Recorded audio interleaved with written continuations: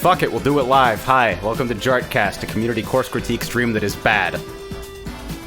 Great. Yeah. It is. Yeah, sounds about right.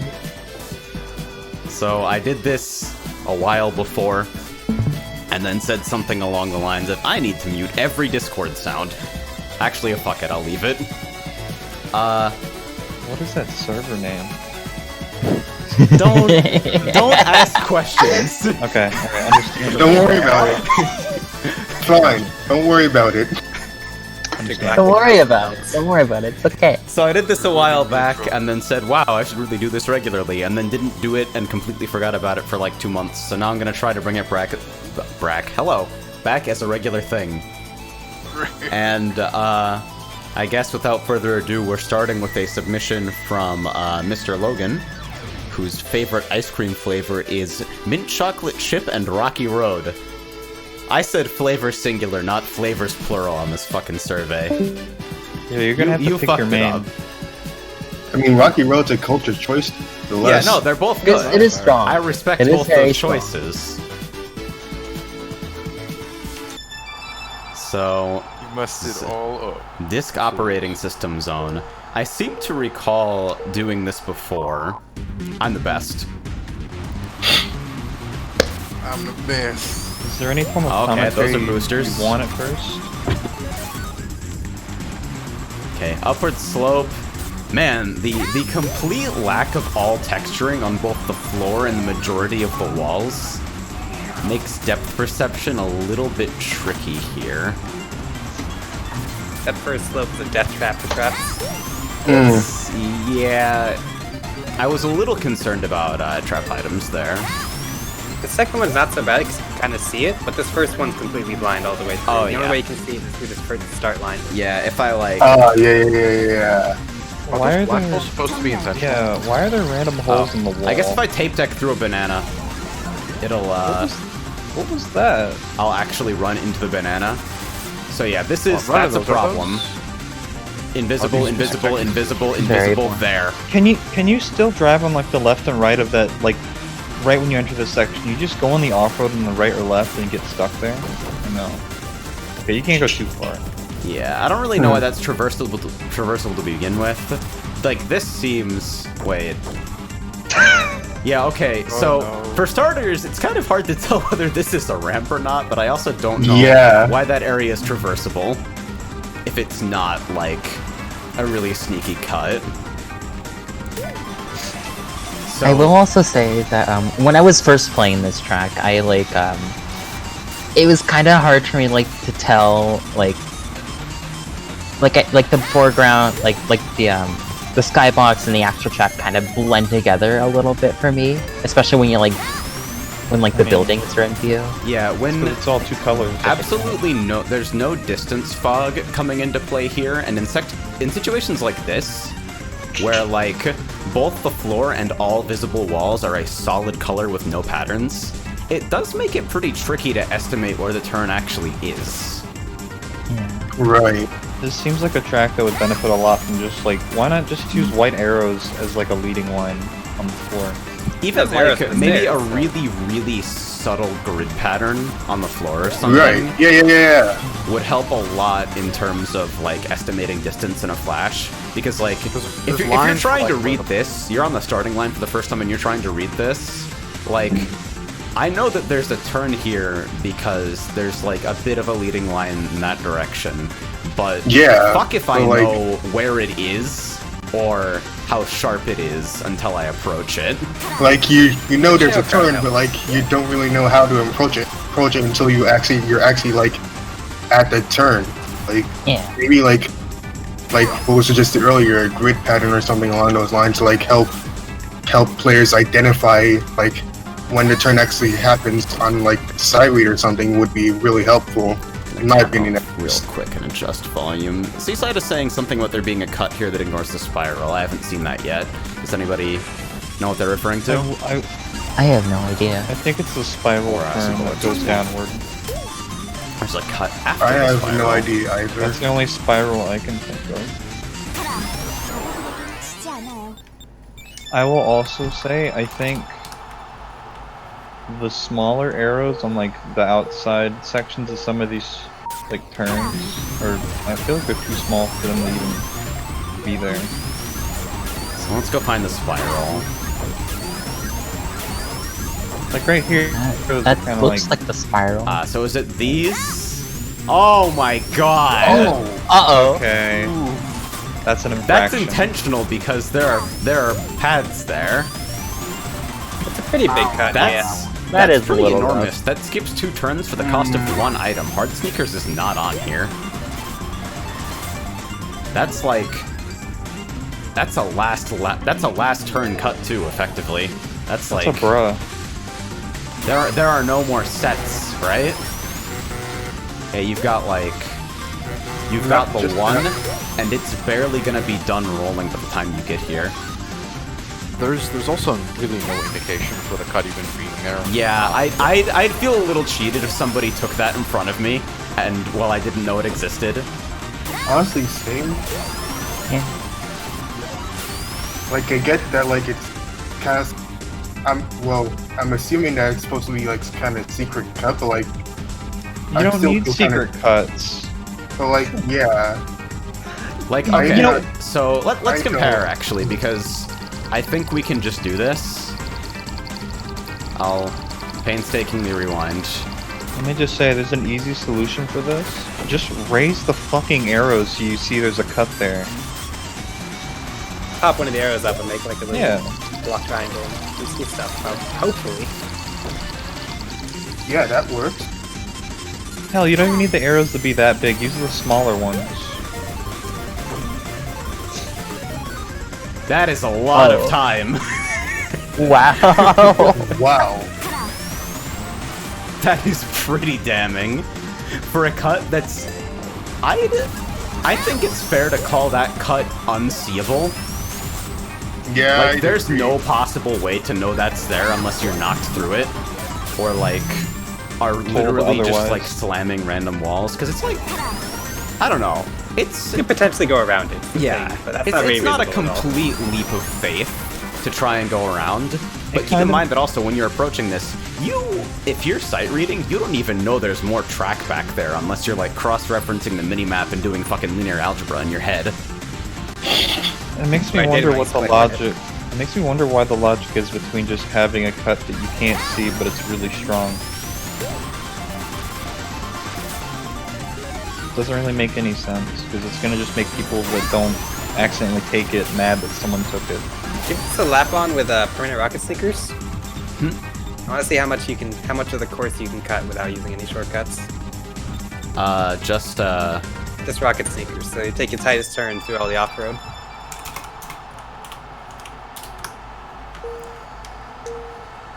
Doesn't look too bad, but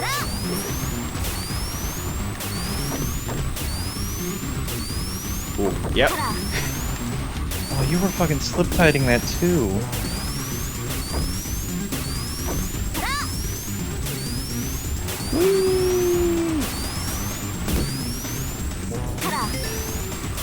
It doesn't seem like there's a whole lot that's skippable otherwise. Yeah, it Which doesn't is really- what makes that kind one of- cut seem crazy. It's crazy. Yeah. It's But like I it is the one cut. It's yeah. the only cut, and it's a secret cut, and it's also a really good cut. It's the only cut. It's completely impossible to find, like, even if you're looking for Through it. normal play. It shaves like 20 years, and it's the only place in the course where that can happen, and it's like on the last turn. Yeah. So that's... I don't know what I'd suggest be done with that necessarily, but... I I mean, don't think something like that needs to exist. you fucking made this. If you made this, then I'm sure you can think of 12 ways to, like, make this not insane that are better than my suggestions, but the way it is currently is pretty wild. Hello there. I would adjust that trap item ramp. I would put the item boxes a little bit closer to the ramp so that you have to mash an item out in order to use it. Yeah, Use if you that put it, trap like, area. right as you're ascending the ramp, then even at max mash, you can't drop something until you've been on the main route for a while. Like, put the item set where you was. Alright, so is that... That seems to be what there is to cover. I like the layout otherwise. It's difficult to get a feel for where you are, but I'm the best, by the way. But it is very cozy to drive. I'm not convinced these telegraph as sneaker panels, or anything. Why not? It's not obvious to me that these are a track element at all, especially because when you're approaching the corner, they're sort of weird to look at to begin with. I think a simple idea. So he used gray out versions of the normal like red signs for turns, but why doesn't he just do that for the boost panels? Yeah, I was gonna say the same thing. Just make a grayed out boost panel. That'll work. Yeah, I don't know if there's a reason to use a custom texture there. Like, it does fit with the course, but it does damage conveyance pretty heavily, I'd say. I don't think having the green boost panel would really ruin anything. I agree. Okay, and Logan I had to actually work just on it. arrived here, so I guess I can sum up everything live. So...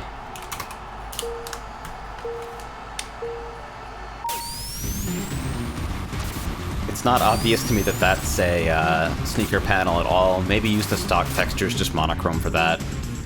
This ramp is a really dangerous trap item location. Like, completely blind the whole way up. If I had placed it a little bit closer, it would have been completely unreadable instead of just mostly unreadable. In general, sections like this, where you have, like, solid color floor, solid color walls with no distance fog, make it a little bit difficult to estimate distance. A subtle grid pattern on the floor or some other kind of texture variation anywhere in those sections would help out a lot. This cut seems wildly out of place. It's a last turn cut that's impossible to find on your own and saves like 5 seconds right before the end of the course. Other than that, fun layout to drive. Seriously dig the music choice. Am I missing anything? This ramp is way less egregious. This ramp you'd be able to see the items coming up. Although maybe not coming down here. Those are always... Downward slopes are maybe... What the fuck? Okay. Check the distance between an item, the last item box, and then the item box for this one. Because you might need to hold an item for a long time for a chapter. Should be good Yeah. for first, But yeah, especially considering there's like... I wonder how high up you can place something while it's still invisible here. Ooh. Yeah, so that's... Ooh. You do have to hold for a while, though. I think the last set... Yeah, the last set is, like, miles and miles back. So if you hold something all the way here, I kind of feel like you deserve to trap that. But that seems totally fine to on me. the other hand, that cut exists. The people you're worried about overtaking you at this point are not going to be taking that route. They're going to be taking this route. That's fucking crazy.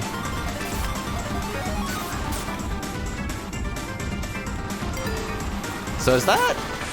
I think that covers my first impressions here.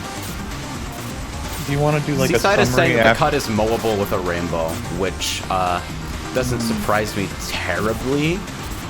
More Oh, yeah, you can reasons totally it can build the go rainbow the fuck here. away. Goodness Oh my gracious God. me. It's because it's like Ooh.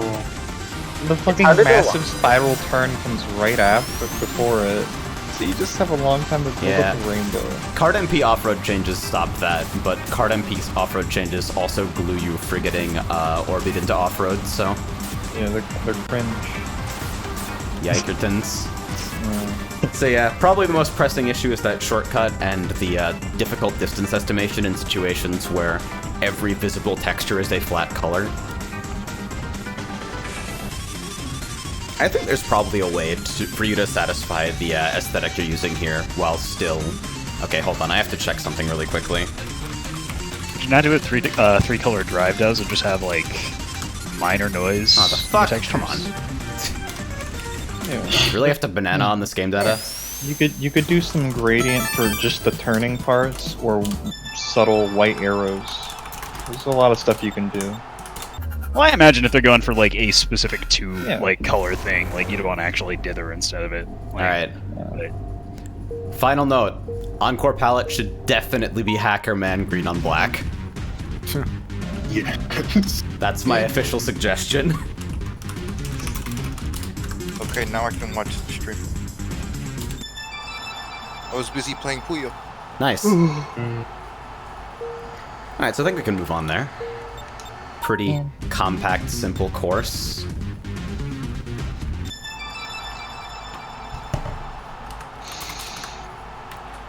Let's not miss rocket starts.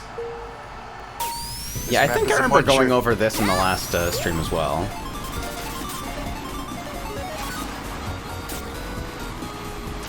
Good music choice again. It's a muncher. Is that actually what it's supposed to be? That's what I'm believing it to be. Yeah, I don't know if the X's are... Apparent enough. Yeah. It's the use of color here that's a problem. I think if you're, like, attentive and watching the minimap, this won't happen to you. But if anything is distracting you, then the instinct is to follow the color here, honestly. Yeah, Like- that is really blind. Nothing tells it's you the red and white turn. stripes in the path that you shouldn't go towards, and, like, dark, same texture as you're currently on, for the path you should be going on. There's no arrow to tell you to go this way. I like really blends in. Yeah, actually, I feel like you could use the twinkle cart green arrow, like the It's one like, that's just see like this, the green because you arrow did the against same black thing here, backdrop. and this is like... It ain't perfect. I feel like people might still This- blow through here with a sneaker, but it's way clearer. This is exactly what I was going to suggest. These back face cold arrows that you don't see from the other side. Yeah. Yeah. I think it's probably good to go the full nuclear option there and just make it very, very visible. Wow, that's actually a really weird effect that, Yeah, that probably contributes to this, the fact that you can't actually see the main road. Oh, Even though, yeah, like, yeah. this is some non-Euclidean geometry shit, what the fuck? You're entering Drop the barriers. That danger happens a zone. lot, actually. That's like 10,000 IQ thought barrier usage. Yeah, so that on its own might help with readability quite a bit here.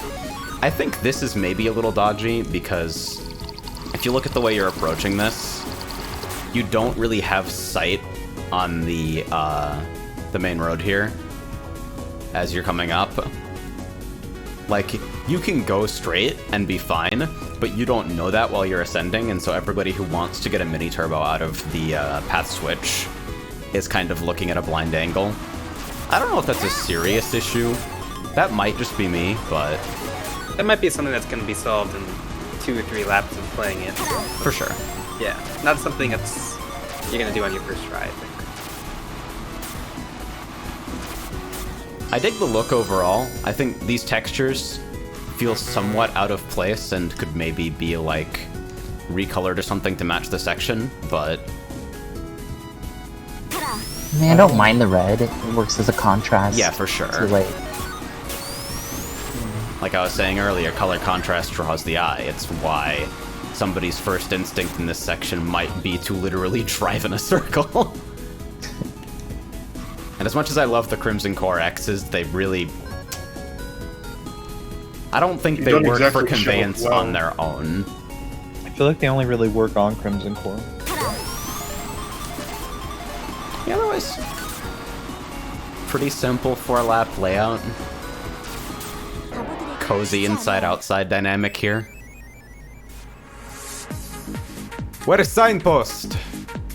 Damn, that thing went to the where did it void. go? Plant it. Oh no, don't tell me the Chomper map ate it. Oh no. The map itself ate it. Yeah, and I think, honestly, maybe it's because I'm getting more familiar with this, but you do have the opportunity, you do get to see the back wall in bright fucking red as you ascend those slopes, so you get some idea of where you're going. So I think in terms of conveyance, those slopes aren't too bad. Maybe this turn feels a little visually barren. That's about, like, as far as I'd go for, like, missing detailing.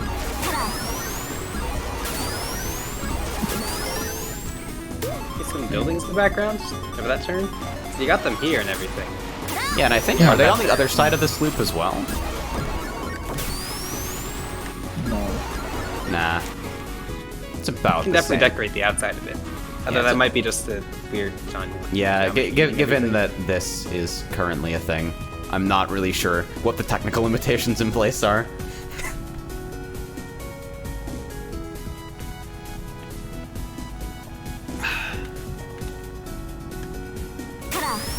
Is that fixable? Does anybody like know why that's going on internally, or what actual like game construct is being used to do that? I'm pretty sure he just straight up put a block barrier. Okay.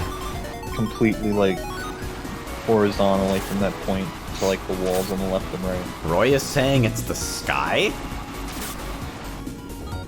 I don't know The what the sky fuck is that falling. means. It's the sky. Look up at the sky. Yeah. Those are sky walls. Damn it. I see. Hmm. My brain. Can you like... Okay. Shut that shit down real quick. You got no iframes on that. Don't worry, I was already doing that. That's a little concerning. That looks That is that looks like it should be traversable. So Oh, you maybe do wanna make drop it clear the that it fire. isn't. Just put a fence. Like there's no spatial reason that you shouldn't be able to do this. It's just a balance tweak. So make the area obviously non-traversable by like normal human logic as well.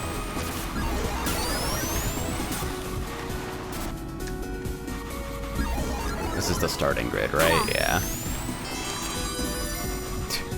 I almost want to say that you should wall that off as well, just to be safe. You can probably do that. Yeah, I think you have to be pretty thoroughly fucked to be there. That's a weird effect, part of that texture being transparent.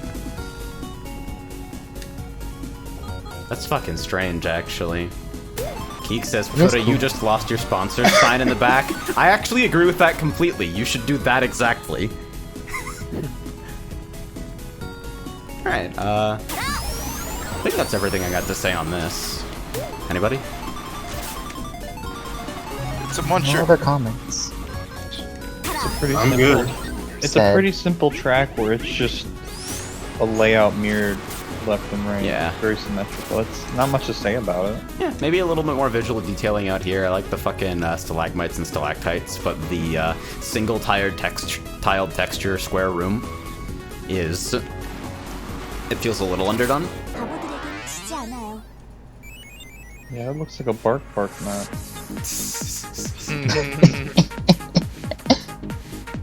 But yeah, layout seems solid enough. It's just a little bit of conveyance stuff, just a little bit more targeted use of color and contrast to draw the eye towards the intended path. Now, I think I've uploaded a video about this course already. You're not- Oh yeah. I'm yeah. actually, before I even continue here, Are you going to pull up said video? yes. Oh my god. You're full of the video. He's doing it. My least favorite thing about that map is how they use like whatever he was using in his last map to make it where some turns just aren't even seeable till you're already at it. Yeah, the thought barriers. Yeah, the I'm thought not barriers make it where particularly you're sure how just I like, feel oh, about that there's a either. turn there and I can't see it because I'm already at the turn. Like, it's good to have thought barriers in case you really need people to not go there, but it comes at the cost of not being able to see stuff, so it might be better to use some sort of visual conveyance unless it's a massive cost of the frame rate, and I think, given the detail level, I don't think that it's going to be as much of an issue. That's obviously not a bad thing, but it's something you need to keep in mind. It's like, if you really don't need people to get there, is it better to use visuals to keep it so that oh no. So that's Put it pretty on. much the sum total of my thoughts on the layout of this course. You get a little bit of an advanced preview on that one. He's not I'm not a fan of just using teleporters to connect these sections is fine, but only if it doesn't cause wild, insane SPB redirects. In general, I think the teleporter mechanics here are actually pretty... What the fuck? Hello there. Oh, Wait, What? was that blind? that's felt definitely blindish. blind. That was definitely blind. That's quite I'm difficult. not. I don't it's an really interesting know route. why exactly are these checkerboard green flower zone-esque textures spring panels. I don't know. Gotta Yeah, carry on the super You don't circuit get tradition. flash ticks in the vanilla game in Wait. these situations. Are they from? Is that how it was in Super Circuit? They're not colored like that, but This isn't a super circuit map. What is this map? It's Yeah, I'm gonna Logan's fucking spit Rainbow on my Road, own banana. which is Da-da-da-da-da. now Omega Rainbow Road. See, Tyrone. That doesn't explain it.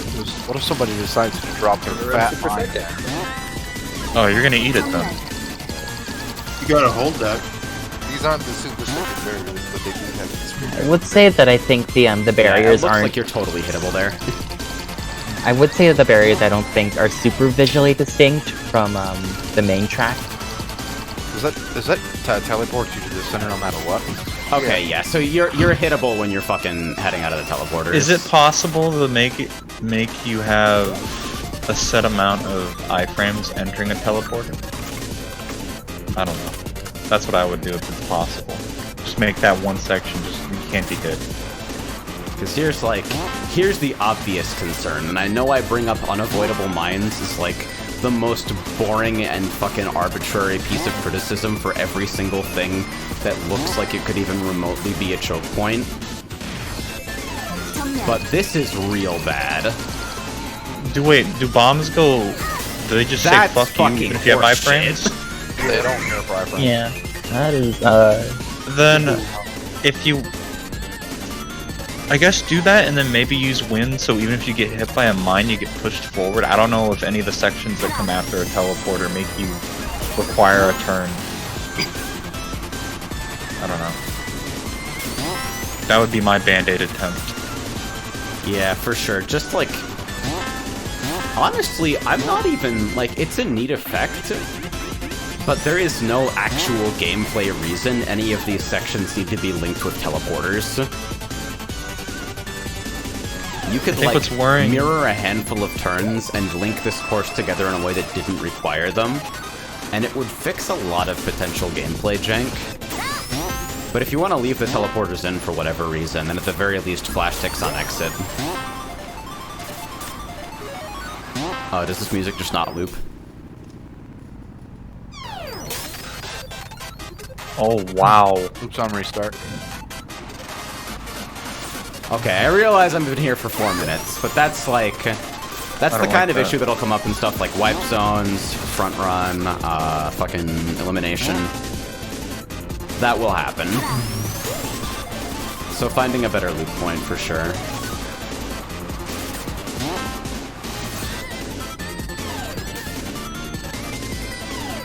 So as for like actual layout stuff beyond the teleporters, because I feel like that's taken a backseat to Tyrone bitches about teleporters for 10 minutes.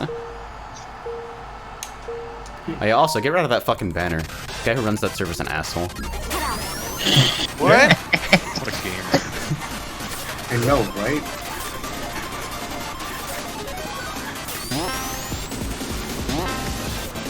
I think the spring panels are like...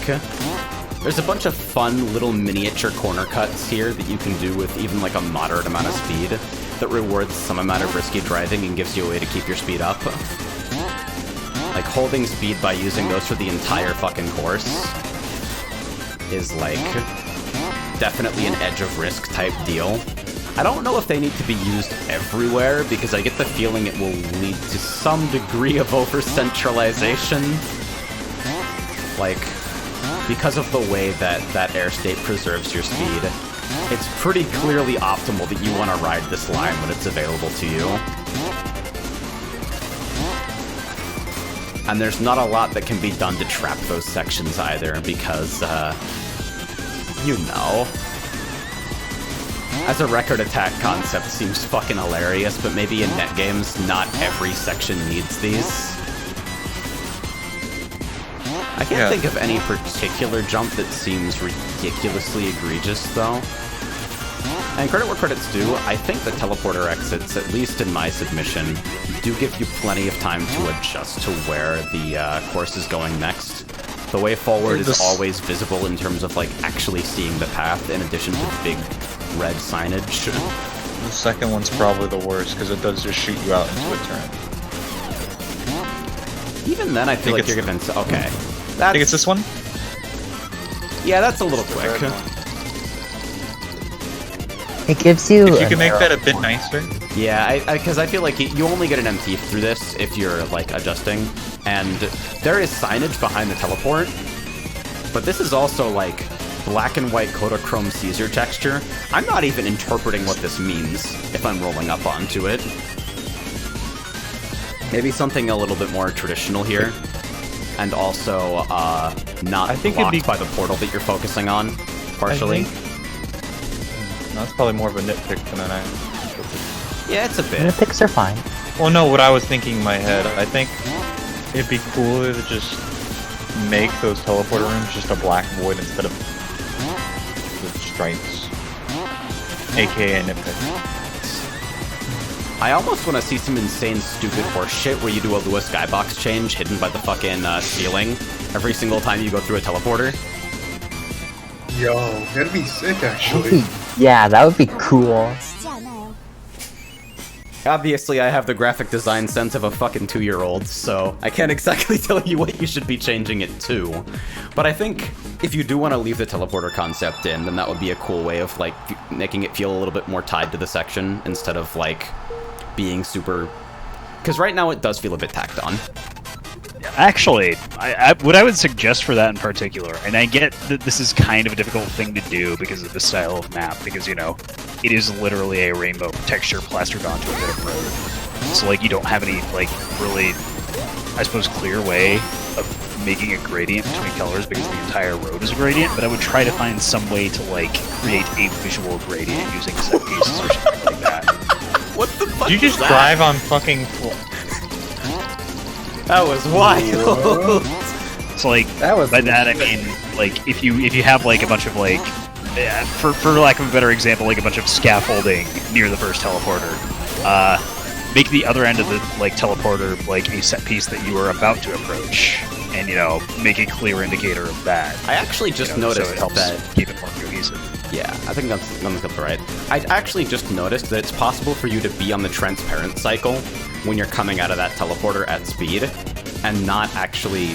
Because there's no elevation difference here, there's a Thok barrier that prevents you from having direct sight on the road, or at least a good portion of it, for a while.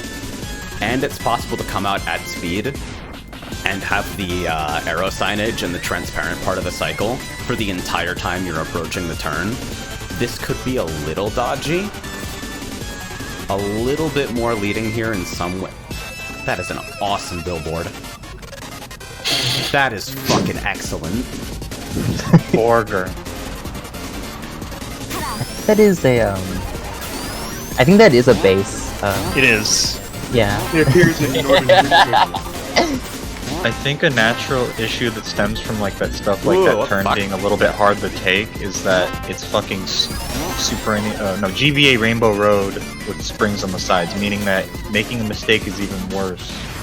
Because if you go too far, you're gonna hit a spring and just liably fly off the track. Yeah. So I just ran into a thing where I clearly landed on track but outside the bounce sector and just fell to my death.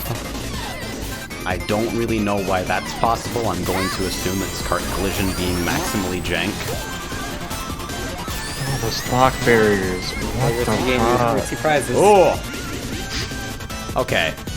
Okay, so... That's sort of you asked for it, if you're doing that, like, blind.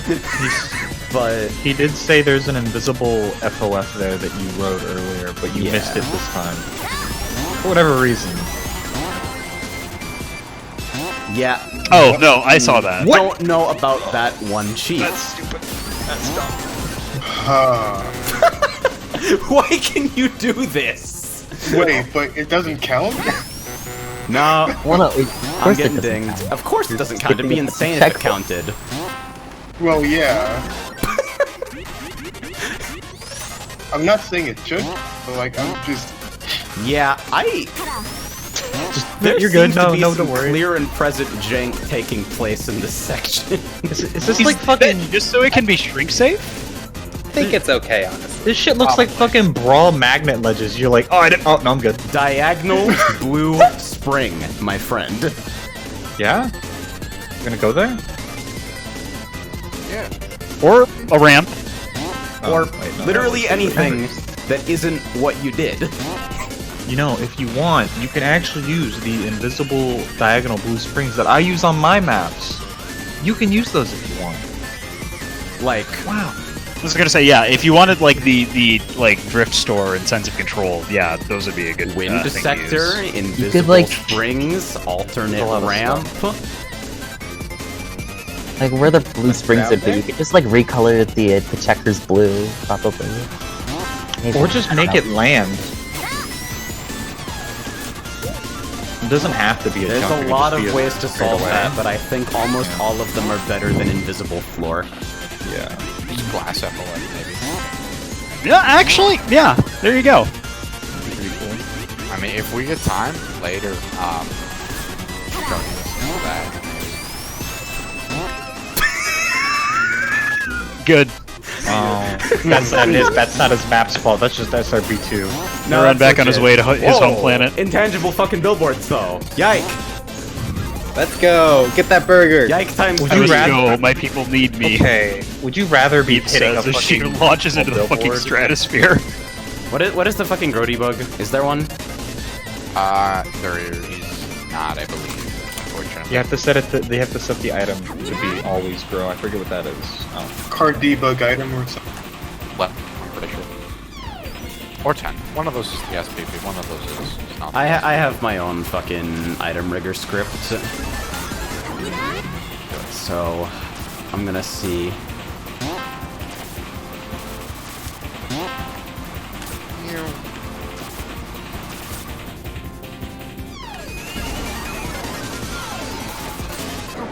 Oh, hi there. Did you know if you grow before the race has started, you don't get a desk scale set? And it just gives you the grow timer and never actually changes your size. Yeah, Now I'm immersed. That's a little sheep. rough. Huh. Oh no! Foot race right here.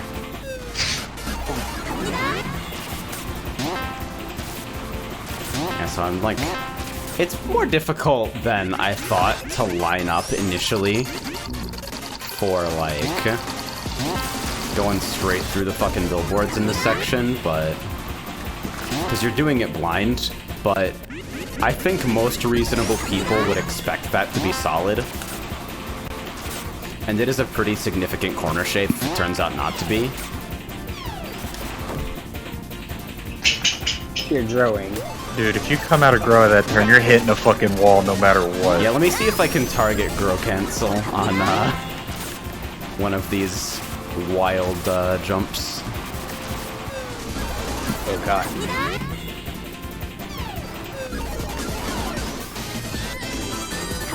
Seriously though, excellent music choice. I'm willing to forgive a lot for good music choice. Yeah, me too, honestly. I feel that. What are you doing? That's pretty good. That's excellent. Alright, I think I've covered what there is to cover. Real though, think about that Lua Skybox stuff. Since you already have ceilings in these sections masking the change, it might be fucking awesome. Alright, the Untitled Forest. Is Dude, that, what the fuck is this? work in haven't played progress, this one. or... I played this one. You might as well pick it. I don't think it's a work in progress. No. No, they're not. It looks really close though. Mini map is off center. Copy of the Untitled Forest. Ooh, Real final 2. Definitely final. It's kind of straightforward. Pretty good. Ooh. That makes me very uncomfortable, that approach. I don't even think that The needs to little be dip fucking a slope down. specifically to Maybe slope make up, the honestly. panels invisible. Yeah. I don't think it even needs to be sloped. I mean, if it's just a visual thing, just make the. If you want to have it sloped, just make it just a lot less heavy of a slope. Good. Entirely flat course plus dash panels with no mid texture feels a little bit unfair. Wait, actually, what is? Oh no. Okay, that doesn't look. That doesn't That's a look shortcut. egregious, but it is. Man, that's tough. Skips a lot. It does Not look too much. very strong. We can do the thing. We can go into this section at speed.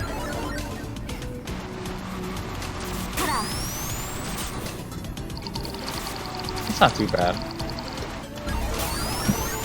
Even if I literally sneak her around the whole way, I'm like a second behind. It's not terrible.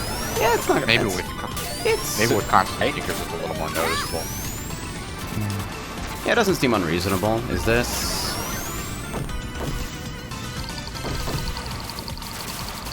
Because there is a part of me that wants desperately to do this every time.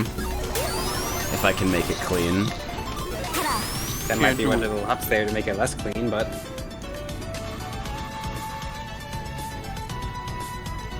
Me too. Perfect. I feel like that billboard kind of just takes away a little bit from the track. I felt like this was a forest track and I hadn't seen anything, and then you get to the last turn and it's just this rando Yeah, billboard. the almost complete lack of Oh, never mind. I see a billboard there. Shit. non-essential decoration here is actually kind of. Okay, wait. So kinda these cozy. are both dips? Yes. That seems almost mean-spirited. That you can't see the dash panels until you're, like, this far away. And probably already trying to blue MT. Yeah, I would just lower the sloping.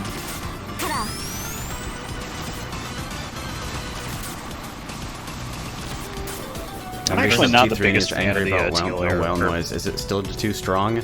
I haven't gotten a notification for that. I don't think the resub alert has gone off on my end.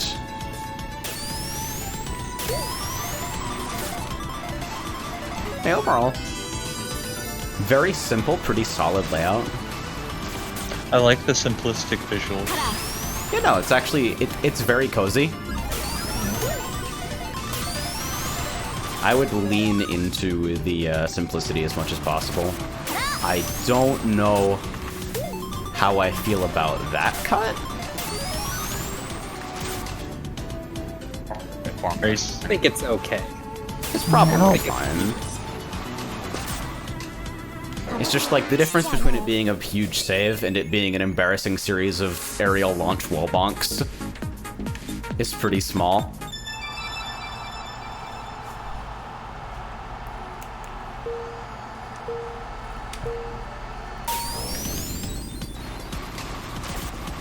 I'm being asked to look for Easter eggs, and I'm gonna hit you with a hard no and a half on that one. It's not Easter anymore. So just sneakerless one time around. This looks like a pretty alright map. I like this. Pretty clean. Lots of good space for you to have player interactions with. Yeah.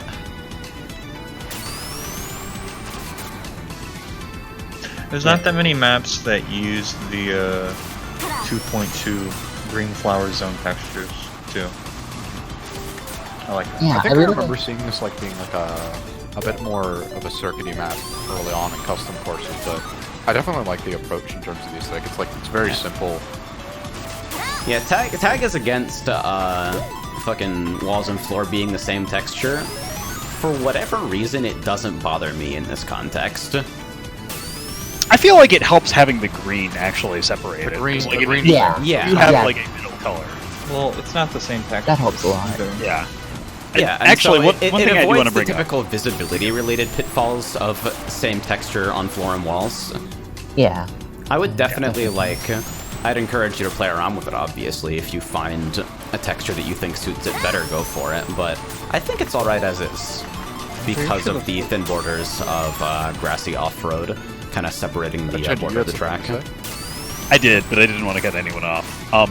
So, like, I do like the green, like, being a good separation between the orangish brown, but, like, I feel like for the signs in particular, it reading as the same color is not necessarily the most, like, how do I want to say, it's not obvious that it's a sign.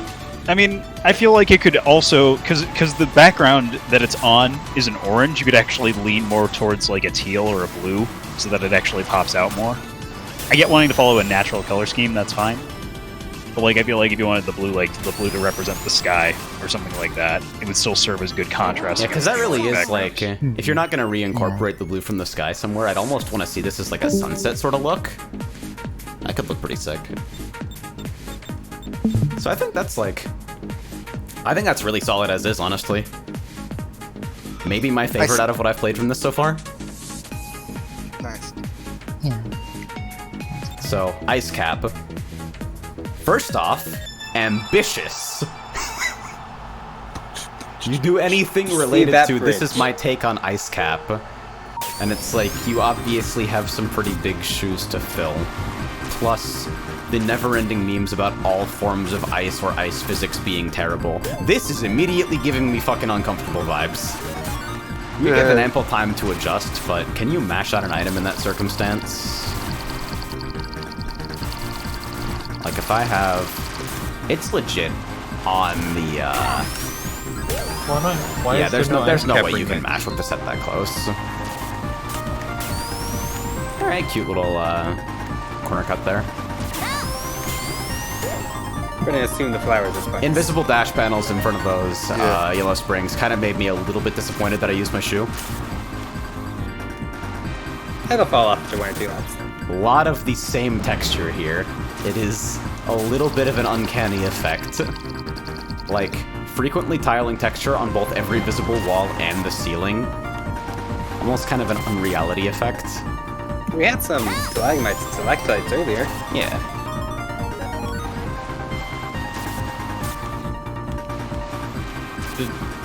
Was there even a single shortcut? Nope. Layout seems alright. Introduces you to the concept of the ice on the insides of the turns. First time with no boost pad, and then in the future with rewards attached to it. These dash panels are straight invisible, approaching. If it's functionally the same, maybe add an extra line or some kind of elevation difference to make it obvious that you shouldn't use a boost item leading up to this.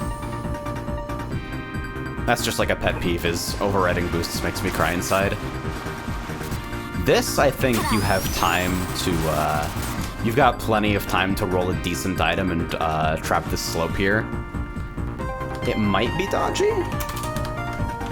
I think it's acceptable once every now and then. 정면 Yeah, I mean, This is pretty wide compared to the other one, so yeah, so you've got plenty of approach angle, and face it, sometimes defensive item play in cart does come down to make a guess with regards to the other guy's line. Make sure the fence is solid, says Maple. The crushers here, they're telegraphed with shadows, but I feel like Why they is there- might need something more. Why is there a hole in them? Like, go. What the fuck? Is that just because there's a boost pad there? Yes. Oh, I don't like that at all. It's probably just because Is there a Shit, technical looks like reason it's for that, or...? Yeah, there's like a hole in the crusher that just. Okay, the goes all sky way to flat the is an sky. oversight. There we go. Oh, okay. Okay, I checked. The fences are solid. Yeah, I feel like something about this setup visually really bothers me. Even though they're gigantic fucking crusher pillars, I somehow feel like there isn't enough attention drawn to that track element here. It's pretty understated. this is the biggest Well- thing. But that's about You can kind of just drive in the middle and you can Yeah. avoid them. The only reason you want to try them is the boost pad. It's Are these... Yep. drive into those. Okay. Definitely put a little Eggman's Light Club there and just drive through them with a sneaker and spin out through the finish. Be neat. Yeah, there's a pad on the outside here as well. That's risk boost. Risky.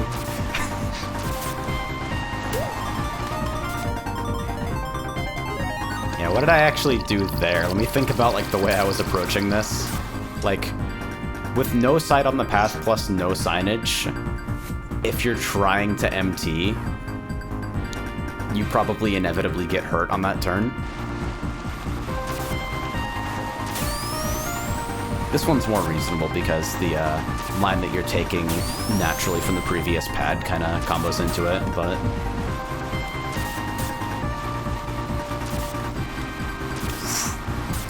That's actually, those are placed really tight. That actually seems reasonably tough to hit under pressure, which I appreciate. 쉽지 않아요. Alright, so sneakerless run.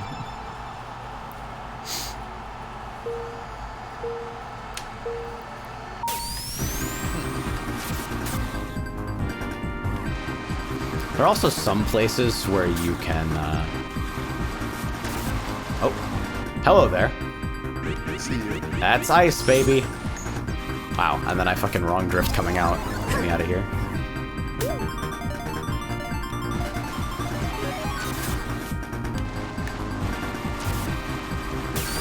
Yeah, layout-wise, pretty solid. I'm always wary of upward slopes, but I think only the first one in this situation has any reason to be, like, particularly concerning. Maybe just some extra signage for that would be enough.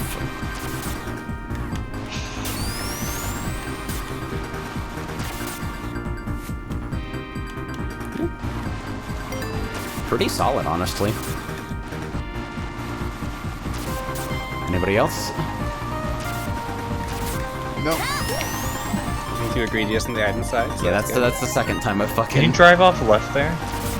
Yeah, double check you can drive off things and not land on track or something. You would need hella speed, and there's no way that's finishable. Okay. But...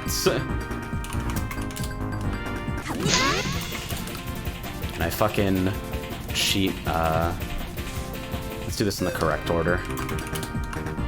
갑니다. 갑니다.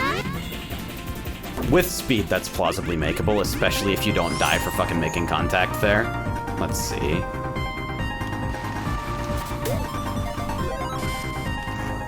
Stop. Stop. Stop. Tape Deck has absolutely no idea how to account for items. They're disabled in the default script. 갑니다. 갑니다. Got him, coach! Okay, let's actually just really easy, because this is right here. Does this kill you if you drive on it? Absolutely. Alright. I think in that case we're pretty good. I think you'd have to be deliberately trying and you wouldn't gain any benefit from it because there's no way you can finish from there. Might be good to just go on a debug checkpoint. Maybe. I think there was something mentioned in the submission about, like... Maybe this was someone else's. Let me see.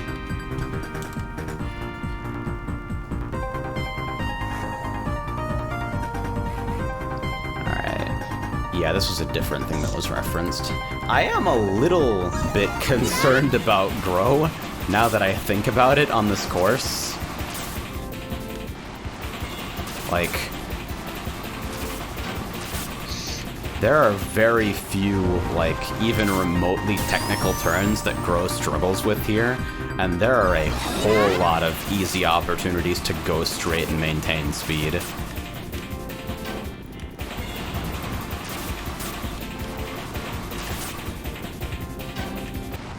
I think that's probably fine, though. I don't I think see... that's more with Grow being too strong. Yeah, given the presence of the fucking boosters in that end section anyway, I doubt any obscene come from behind victories happen as a result. And that's the, well, Logan's been here the entire time, so I probably don't need to recap this, but I think that's what we got from Logan, right? Yeah, Sick. that's about it. Alright.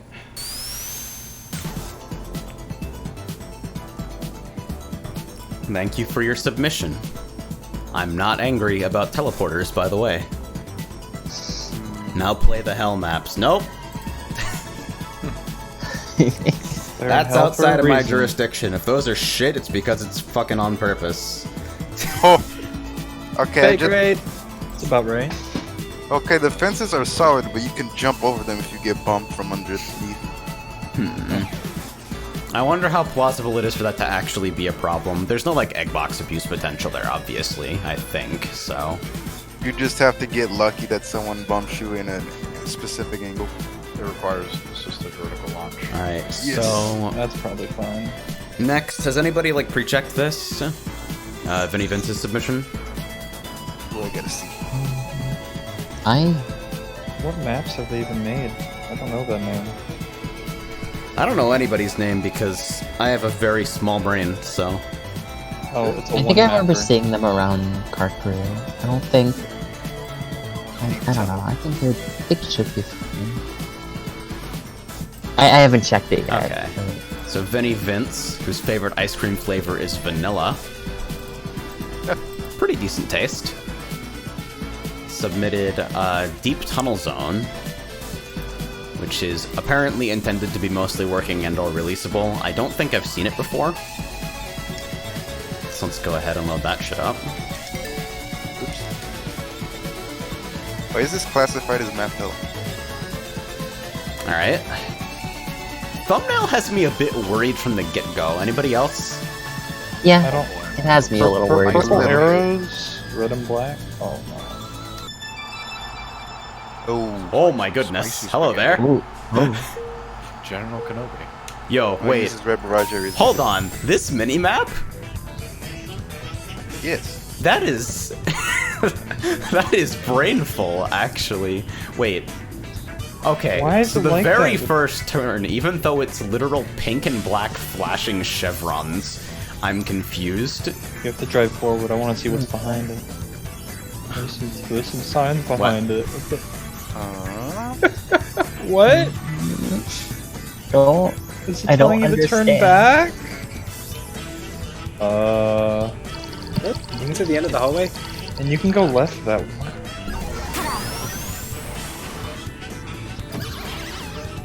Where am I? Why was that a death pit? What? Okay, let's do our best to make it around the course first. This is a raw, interesting maneuver.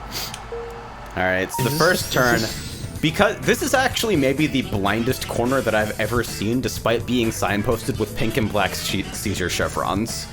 Because you have no sight on the road, and the wall that is actually like the wall way, way back here looks exactly the same as the wall that's like right next to you. Whatever the wall texture is, it just kind of looks like a very dull gray from a distance. So it kind of just blends in. Oh! Okay. Well, we're clearly marking death pits at least. Like, that is exceptionally clear. I will commend that. Holy shit. I am not a fan of the black and red stripes. It's visually obnoxious for sure, but I guess it serves a purpose of if you fall down a pit with these walls next to it, you're probably dead. wait. I need to install Counter-Strike Source. Oh my god, this is so confusing looking at it. You go up? Can you? What? You can go up there. Wait. So this is arbitrarily a spin out sec? Okay. Wait. So if that's a spin out, is that stuff to the right of it the same texture spin out as well? Is it the same texture? It is. No, it's isn't it? off-road. It is in the That same is Is not it off-road? That No, does not look like it's off-road. Nope. It's off-road. But it's not off-road. But the But this is a spin section. sector. Okay, this isn't off-road, but it was used before and it was off-road. Yeah. Don't know, man. So we come up here and we have something vaguely anticipating a U-turn. Well, I guess technically it is a U-turn. Alright, this is... We once again win the Joker Pack Memorial Award for blind right angle turns. Despite it being fucking pink and black chevrons again, you have no sight on the path and no idea where the walls roll off. That's a lap. Yep. Alright. So, like, you can get laps. I'm a little hesitant to turn on cart debug checkpoint for this one. I'll do it. Okay, so... I can't get over the fucking mini-map. Okay, so this is off-road here, for sure. I think that might just be a fuck-up in tagging, that's all. There are 19 checkpoints. That's super not okay. And 100% reproducible. Yep. So... That's rough. Give that a little more space to breathe, and they'll probably. Yeah. Well, Because it looks more than makeable at standard speeds. one of the worst things you can do on your map is making a texture do two different things. Yeah, that Because really then it just interferes confuses the with player. readability. Like, the conveyance just goes out the window, and the player suddenly has no ability to trust anything that This you're map, actually that signposting. the texture has been used for normal road, For off-road and for spin and out. spin out. One of them was a mistake, but I mean, this is still what we got. So, what is going on here? Is this a shortcut? Nope. Where is the actual Huh? death plane in this sequence? Wait, is this just supposed to be a death trick? Like, slow down before you take it. Okay, so you can take it. Okay. What's killing you? Okay, you can go across it. What is the fucking command? Is it like a dev mode Or thing? debug checkpoint. Cart debug checkpoints on. It does count checkpoints. I just tested it. Cart debug checkpoint. No Went S. from checkpoint 1 to checkpoint 6. Alright, so what exactly is killing you whenever you go? Is it just the very corner when you're falling down that's killing you? There's a death plane at the bottom, like either Yeah, right above that the ground or on seems the to be ground. what it is to me. You like Just the intent is that if you want to take this quote-unquote cut, then you have to eat the spin out. Whoop, whoop. very weird. All right, checkpoint 1 to checkpoint 6 there. Wait, where am I? I'm going backwards. Watch where you're going, you fool.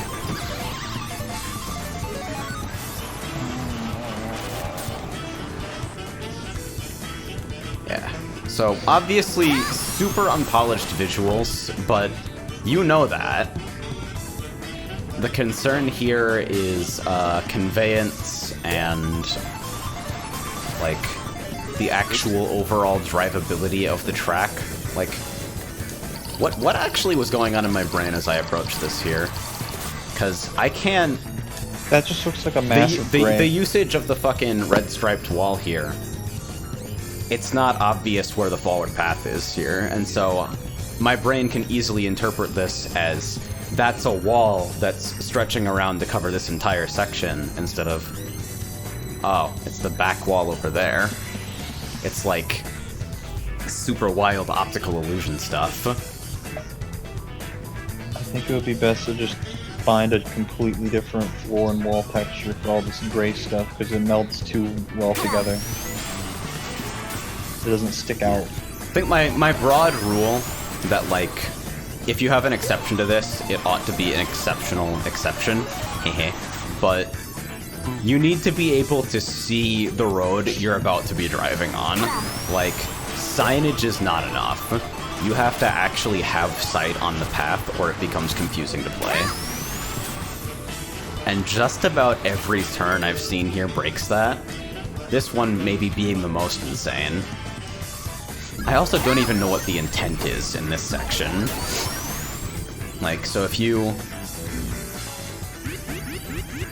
So not only do you spawn back here, presumably at the start of the quote-unquote intended quote-unquote turn. Okay, so you have to, like, the intent is to take that at a really steep angle. Can you do this without hitting the... You totally can. That's actually kind of an interesting trick once you understand all of the rules governing the section. But nothing about actually approaching it or leaving it makes any fucking sense at all.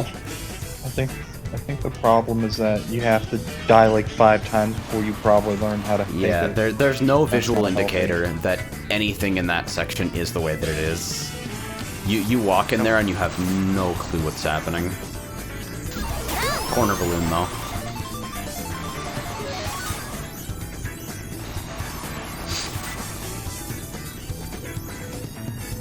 The fire kind of seems like I wasn't happy with a regular turn here, but don't really know what to do with it. It's a lot of straight driving. And then this. I've heard some people talking about this being a broken slope of some kind. It looks intentional enough to me that it might be intended to take it with Invince or something. But there's no indicator that it's spin out. And I don't even know if that's necessarily a particularly good cut to begin with, so... I don't know. I think that covers mostly what there is to be covered. This definitely feels more like a test map that probably won't get released than anything else. Like they're just trying out stuff to learn zone building. And there's nothing wrong with that, absolutely. And Yeah. I'm fine to fucking take a look at it. I think it'd be Everybody's better got to to get do their that. seat leggings first. Yeah. Yeah, basically just super pervasive conveyance issues. Focus on making sure the player has, like, sight on where they're going and can understand the layout of the area they're looking at, more or less at all times.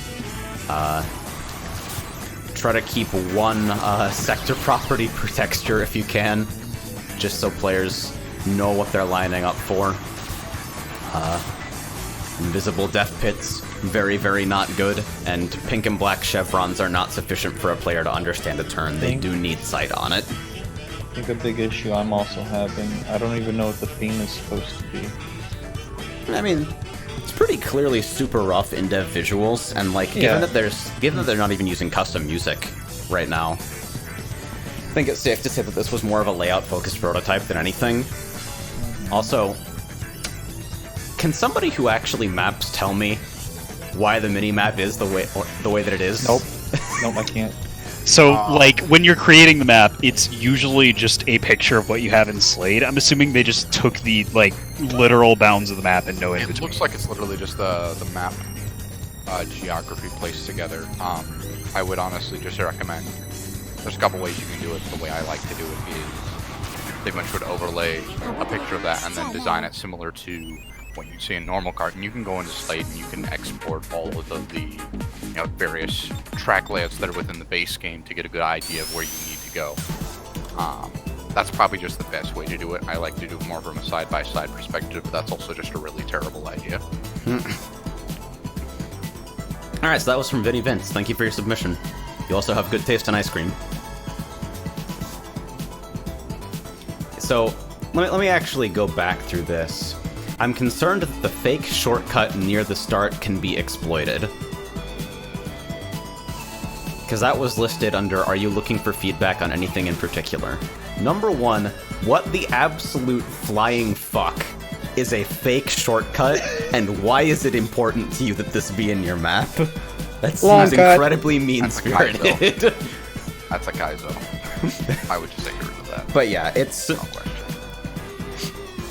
interesting to have a cut like that, where if you have to approach it, at a really sharp angle or it becomes punishing, but nothing about it makes any sense at all. And from reading the submission notes, it seems apparent that it's not even intentional for it to be like that. Like, it's supposed to always kill you. Huh. And then I also wonder how easy it is to go up the slope after the last death pit of the map. One boost item or an invince will do it, so that is also intentional. And it probably shouldn't be. Alright, so think the next thing we got lined up is, this is gonna be a lot of shit, isn't it? We have, Star's Spark Cup. And Star's favorite flavor of ice cream is dulce de leche. Good fucking taste, bro. Excellent.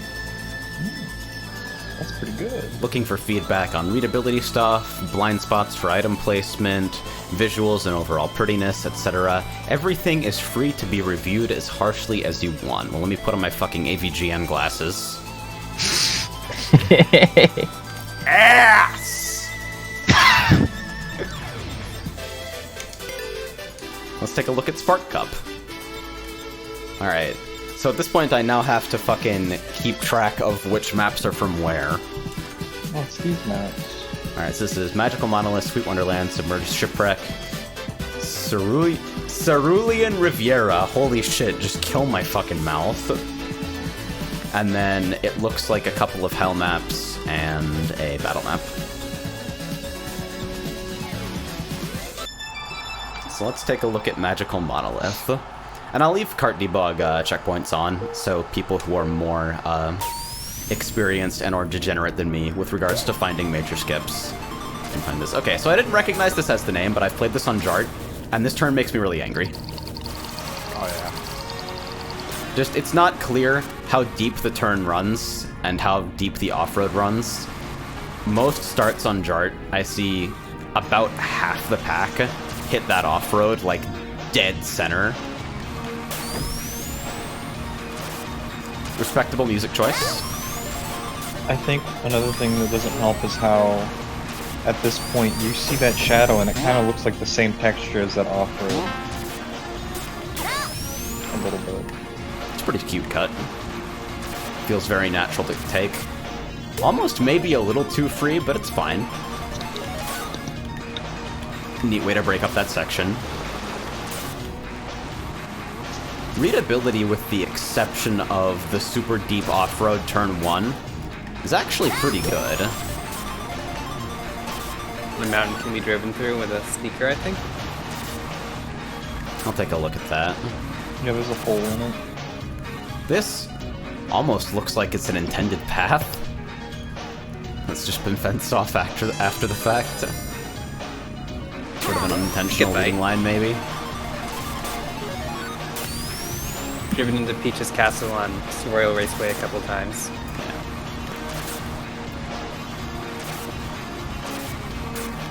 I think these are by and large examples of upward slopes done pretty well. Everything feels pretty fair to read as you go. Very gentle and meandering. I like that. Yeah, no, it's, in what I've played of it in net games, it's very friendly towards high player counts, without feeling empty or boring to drive on.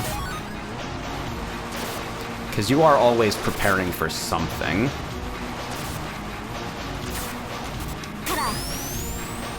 That is a cut that I missed every single time I played this in net games. Pretty cool. It's cute. Might need 2 sneakers to fully Don't get distracted. save the recovery, but Thanks. that's a good build. Yeah, I think the fact that I actually made it through my first go around in about 2.5 minutes should say how little I have to complain about initially.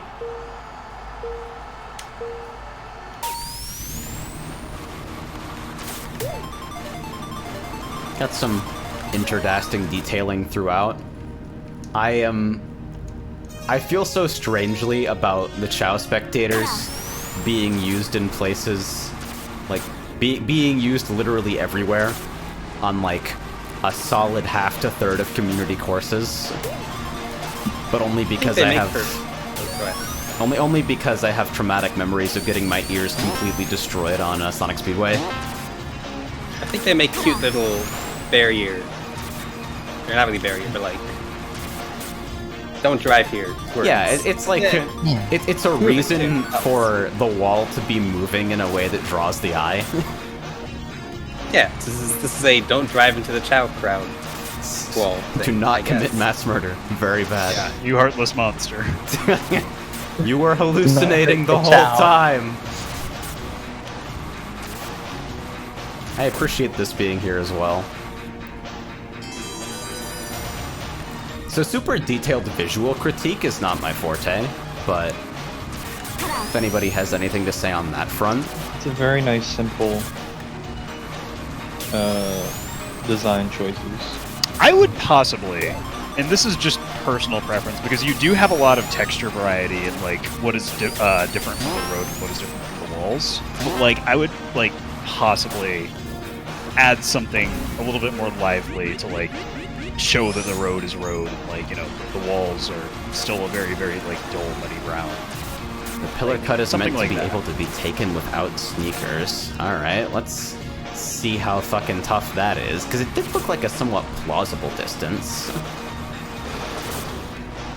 This is a good example of what I'm talking about, though. The purple on the rocks here, like, this is good. Because you have a very, very clear, vivid color as opposed to the dull color. Yeah, I'd expect that to be off-road, landing there, honestly. If that's takeable by everyone, if that saves any significant amount of time, like, if a shortcut can be taken by anyone in any position, it's not really a shortcut anymore. There's just a penalty route on the outside. Daytona Speedway. Biased ref guy. That is that sort of thing, though. It is the quintessential example, honestly. Yeah, for sure. Which is why it's good to mention, because when you have that, that just becomes the route. Yeah. Now, I don't know if it's feasible to just straight up glue that section to prevent it being taken without a sneaker. Either feasible or fun, to be honest, but I think it would probably be better for overall balance if it wasn't possible. Or if it was closer to... It wasn't so much of a time save rather. Yeah. I will also say that I really like the lanterns back in that one section that we just passed. They serve as a really good like a really good signpost, and it helps the Out here? helps for direction. Oh, absolutely. Stuff like lanterns and arches are like some of the most underutilized directioning tools, because most people don't think about them like actively. They're more of a passive thought. But they do help with directioning. Yeah, you just like really I talk about fucking use of color and brightness instinctually drawing the eye without having to parse what a chevron actually means. Use of, Really. hey, there's scenery over here, therefore the track is this way, works kind of the same way. Yeah, the color. It helps that the colors are really bright as well. On the... I'm back. Alright, so I think that's just about what there is to cover on Magical Monolith. Very good track. This is definitely one of my favorites that I saw come up in chart rotation regularly. Once again, my only concern is that while you're approaching the first turn, how deep the off-road is isn't obvious until you're already like, oh shit. And it's just something you have to do by feel after like train wrecking it the first time, in my experience. Dazed. Alright, so Sweet Wonderland. I like this track. I don't know if I actually got a chance to play this while this pack was on Jart.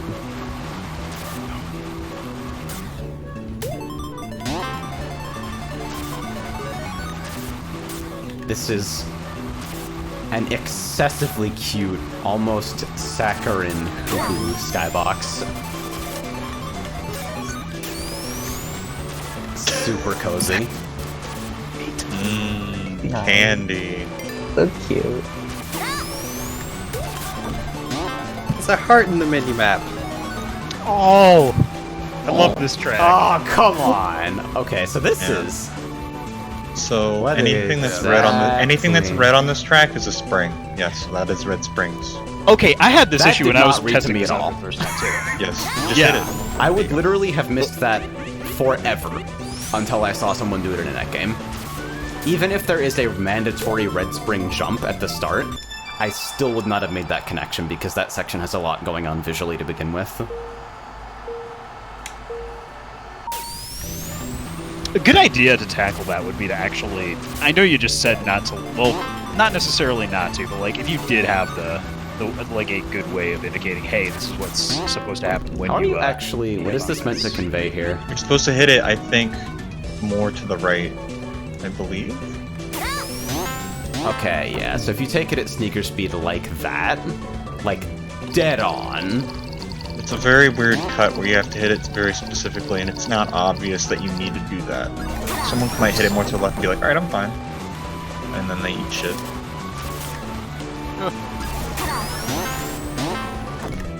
and the entry's a little bit wacky. The exit is a little bit wacky too, but given the time save, I think it's fine.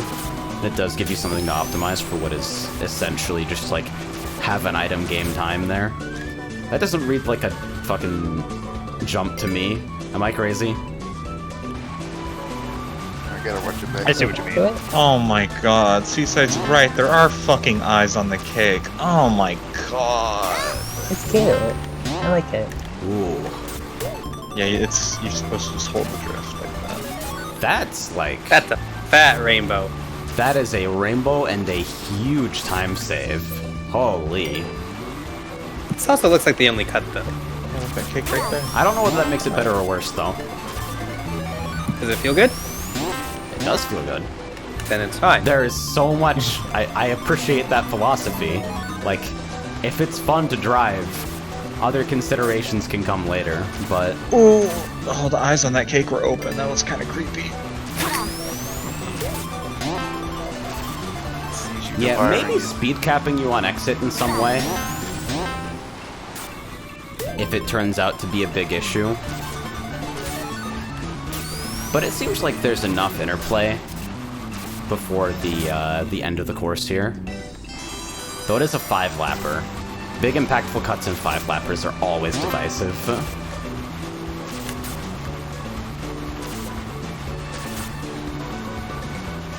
The standard route isn't too much slower.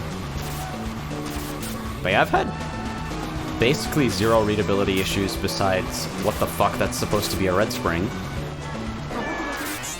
The two-tone road really makes it obvious where the actual boundary of your drivable area actually is. Actually, there's a red spring in the tunnel that you have to arrive through, so I suppose that's what they were going for. Yeah, I This did is mention that. That's an admirable try to explain that, but I think it might need one more iteration before it really sticks in the player's head, especially because look at how visually chaotic this section is when you're approaching it. It's totally possible to miss the origin of what actually launches you into the air here, considering you have a really bright pink and white archway, and you're processing the chaos of an item set, probably while the pack is still close together as well. And then you're required to parse this as separate from the red wall here. You're required to parse it as interactable and already be lining up, anticipating your shoe. Given that it's a 5-lapper, I'm willing to accept that things may not be perfectly sight-read friendly on the first lap, just because you get so many chances to see it again. But I don't know, I'm again not the visual guy, but I don't feel like the one iteration of, hey, this is a spring, is enough. Especially considering that, like, in a lot of community courses, people just kind of assign sector properties completely at random without signposting them at all. So, it's completely reasonable to think, oh, that's just a spring panel because the creator wanted there to be a spring there, and I shouldn't interpret any design logic into it. I feel like you could actually add an audio cue. Oh yeah, something like specific to the course. Yeah, like you could probably find one of the Sonic 3 sound bites, like something from Carnival Night, like just a little bounce sound effect. It's like, oh, this is Jello. This Yeah, is you going to use make me like bounce. the yeah, either that or like one of the fucking casino bumper sounds. Yeah. Just something that like clearly stands out from the game's normal soundscape to indicate there is a track-specific mechanic happening here. Pay attention. Also, something else that might be an issue with that is just the width of that particular set piece, because it just kind of looks like a wall, or like, you know, a railing. Yeah.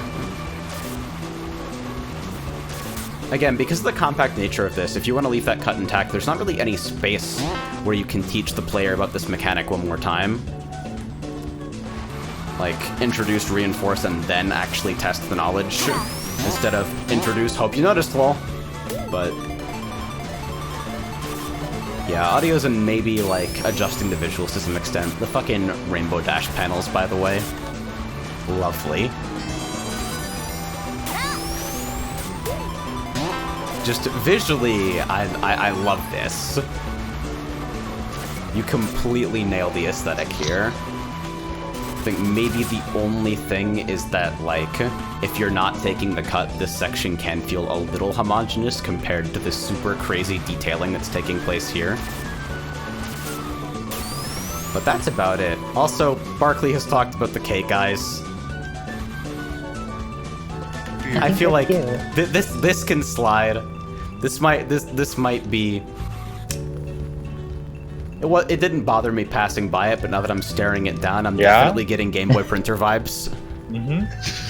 Where are you running from? Yeah. Hit me with that Wario Land 4 aesthetic. Yes.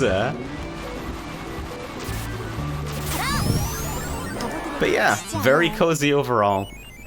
Fucking great detailing, layout that's really easy to read and fun to drive. Dabbing Bark Park advertisement over there. Barkley. Very cozy. Oh yeah, my billboard. I forgot about that. So Submerged Shipwreck. I have had some things happen to me on this course. I think some of them are hard sneaker related though.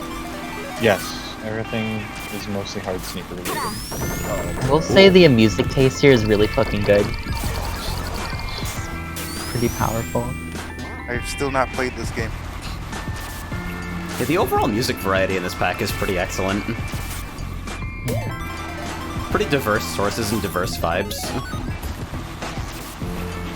Yeah, I don't think I've ever seen anybody like really give all that much attention to the like the panel to pawn. Yeah. Or like Puzzle League. This is hilarious. This jump is fucking hilarious. Hard sneakers, that jump is it's a thing. Gotta hold your sneakers. Having the fucking orbital space jump in a super chill course like this almost seems a little crazy. But I dig it. I actually didn't take the time to check out these fucking portraits here.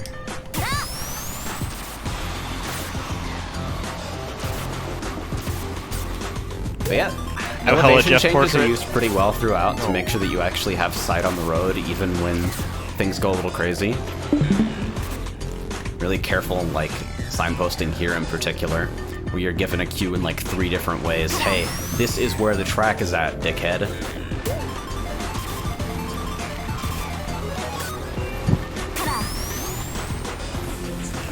Whee! It's just a feel-good set piece. Nuclear springs. Alright, so now, of course, I have to do this. I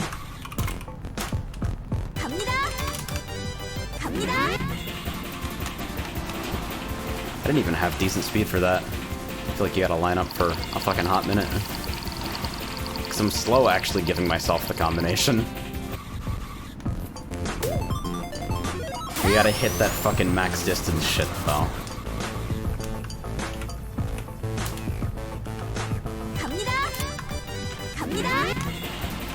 Get my model toggle, nice. Fuck!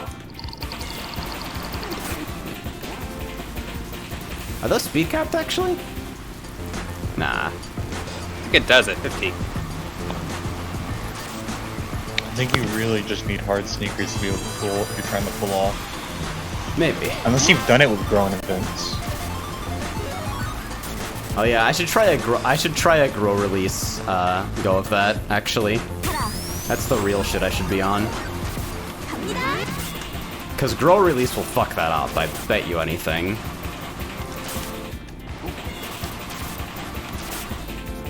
If you take that shit at grow speed and then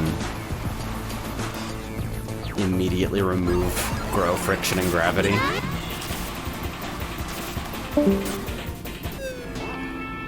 Not quite.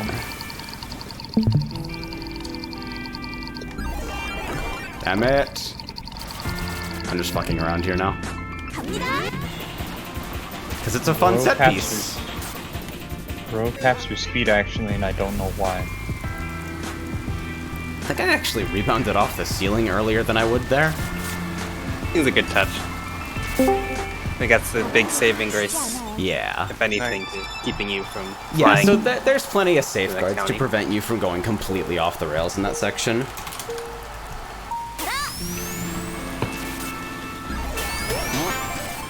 Pretty light on cuts from the looks of things. I'm not normally the best at actually finding them, but there's this here, which I am the worst at approaching, apparently.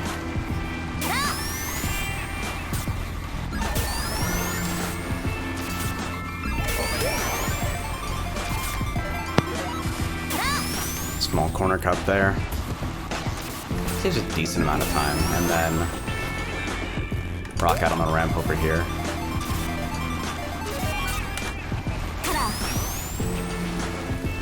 You can hit that at like 57 with hard speed and a standard sneaker, and gives you some fucking distance. I actually really appreciate the balloons lamp signposts here. That's like, it's such a that was cute talked about little, earlier. it's such a cute element. Luna touched on that, yeah, but And the raft. I feel the need to reiterate that finding a somewhat legitimate feeling reason for markers to exist in your course helps adds a lot out of so character. much with the overall feeling of the visuals.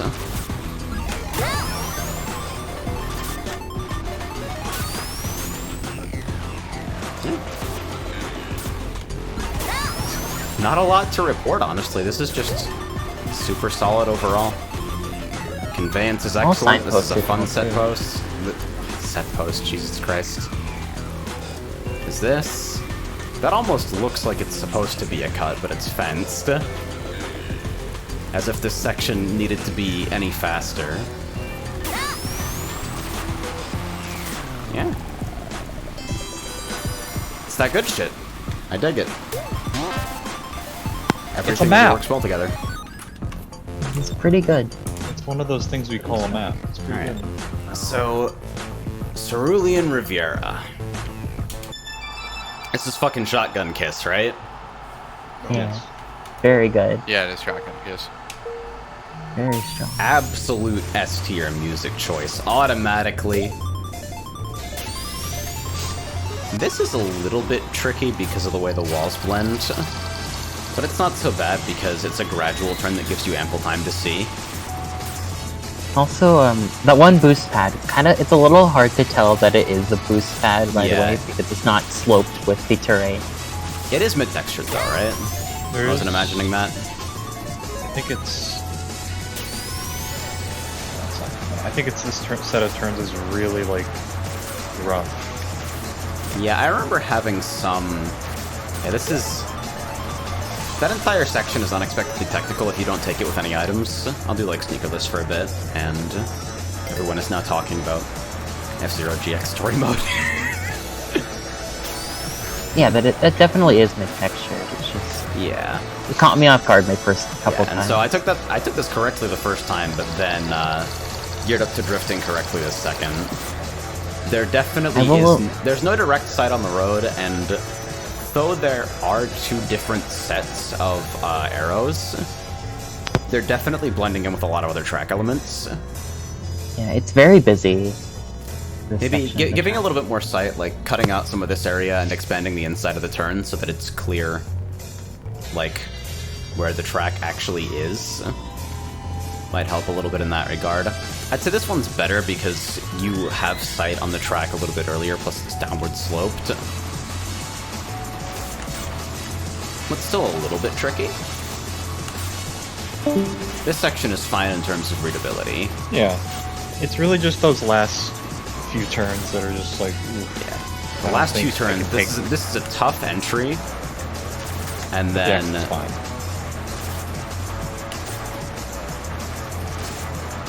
If you want to like actually maintain a clean line through this, it does require pretty disciplined MTs. I think it is way worse in net game situations though. Yeah. Like, as soon as that area is crowded with other players who are bonking you off your line, or god forbid trap items are involved at all, because there is only one unconditional route through that section, and it has quite a lot of narrow chokes if you want to maintain sparks, it can be really damaging to make it here late, and it can be pretty frustrating. Like, you think about the entry here, just... wow. So that's what happens if you place a banana completely at rest. But like, just one banana right here can make this entry a nightmare. Yeah. It is super crazy how bad it is, and then you're off and like can't get sparks as a large class of characters. And that's just for one trap item. Somebody And then you fucking have the pulls second Deca Banana. I mean, Deca Banana is always bad, but here in particular it can be immensely frustrating, especially because there's a set that basically seems designed to have you vomiting onto the track in one of its most difficult sections.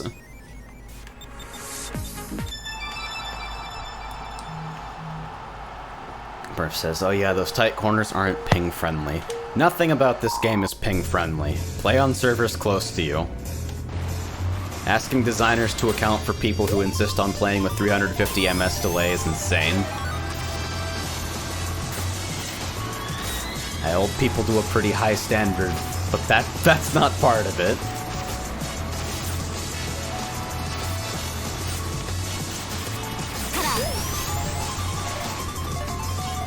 I almost want to see these emitting light. Like fucking blue spotlights on the floor or something. Yeah, I think that'd do really well for better direction.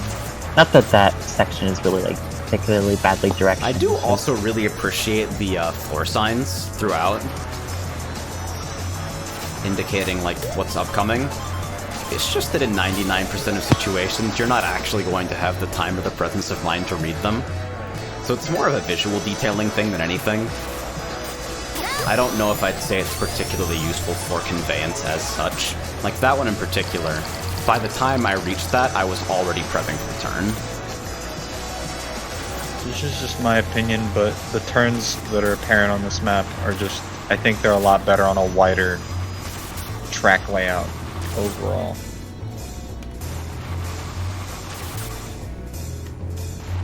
Yeah, this particular entry, I'd say this one is probably the worst of this section.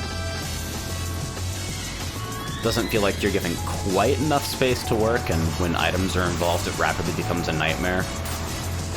This set here is tricky, but I think it feels nicely technical until the items come out, and then it becomes max rage-inducing.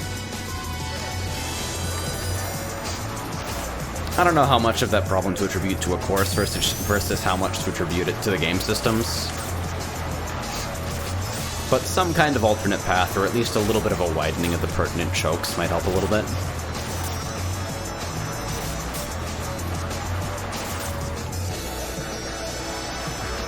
But yeah, in terms of like detailing and overall visuals, this whole thing does feel like a space that could exist. Nothing really feels out of place. That is not a banana. That's not a sneaker, excuse me. That is exactly a banana, which is exactly the problem.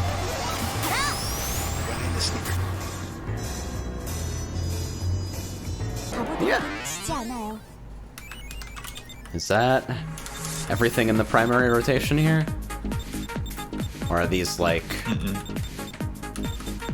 we have I think split that's map everything in the slots? primary rotation.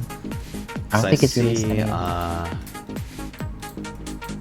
Okay, well my Firefox is successfully frozen up and won't respond to tab switches for some reason. That's phenomenal. Oh yeah, it actually just hard crashed. Wonder what the fuck that was all about. Oh.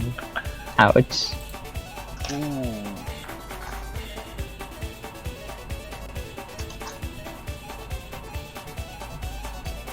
I've been banned from Jart for not doing anything. At Wardog who made Jart. Can I just tab into this and type get fucked? Oh, you Yeah. can't do that. Yeah, you can. Alright, so let me bring up the thread real quickly because there was some mention of I think it might just be unused map slots. But there are a couple yeah, I think there's one course that's been previewed but is not actually in the pack yet as far as I can tell. Yeah, no, I don't think it's been released yet. Unless if you like sent it. Oh, they do that on their page where like they do a teaser by posting the music. That map isn't out yet. They've done that for like every map. Okay. Yeah, thank you for clarifying, Star. Yeah, so overall impressions are honestly like great. Think just really fucking cohesive feeling courses with fun layouts that are easy to read. There's only a couple moments of weird conveyance across maybe the entire pack. Nothing really jumped out at me as like being wildly unfair item placements except those final turns and what we just covered. Pretty cool. Alright, I'm going to take a very, very brief break, and afterward, I think next up is Barky's Aether Cup? Looks like it. Damn, we got a lot of fucking shit. Stand by!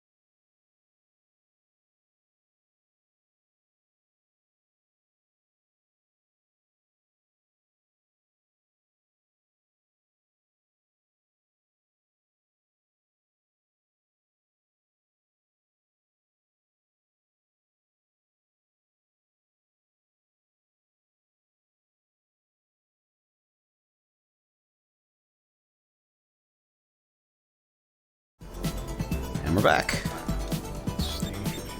So next up, submitted by Barky, is Aether Cup, looking for feedback on Crystal Caverns / VR Towers, whose favorite flavor of ice cream is strawberry. Pretty good. That's an underrated flavor. Yeah. Not many people say that. It's Here the better, I think. it's kind of live or die on whether you have like freezer burn strawberries in there or not. Like Yeah.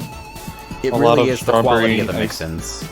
A lot of like general, like you go to Walmart and get ice cream, the strawberry it's just the flavor. Yeah. It's like a textural thing too. Because you don't want it to feel like frozen strawberry chunks, but you also don't want something like mushy. It's a The only difficult sad thing balance. I haven't seen anyone say red velvet, so Apparently I'm the gonna dock Discord some stream points is for dead. that Let me one. fix I that. like red velvet cake, not Go ice. live. I like red velvet anything. That's Red velvet pancakes. Let's go. that is valid. That sounds good. Actually. Alright, so next up is Aether Cup. Let me quickly pop this release thread to make sure I know what maps are actually in it. Green Park, Roundabout Wasteland, Sacra Forest, Techno Station, Splash Heights, CPS Swamp, Blistering Shelter. Do I have the right? This is Turbo Flash. Yeah, that's Turbo Flash. Okay, yeah, this is Crystal Caverns, VR Towers, and Hilltop Pond. Okay.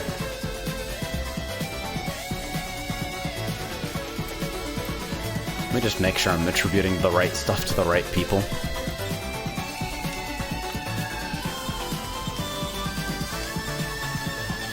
Alright, so where do your map IDs start? Here we are.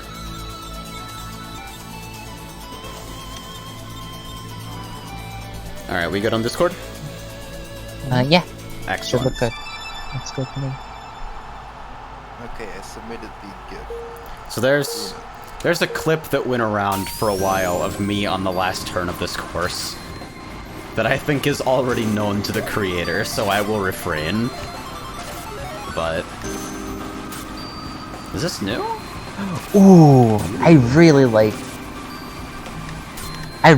what he did to this section. Yeah. That is Seems like really a potentially dodgy entry if you're sharing space with other players, but it is neat.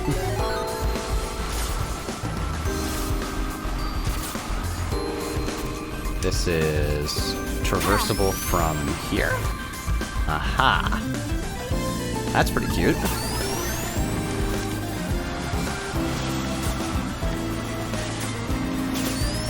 Fun little storable jump here. And this new, yeah, because I played on this in Jart before, but that was apparently pre-sick half-pipe.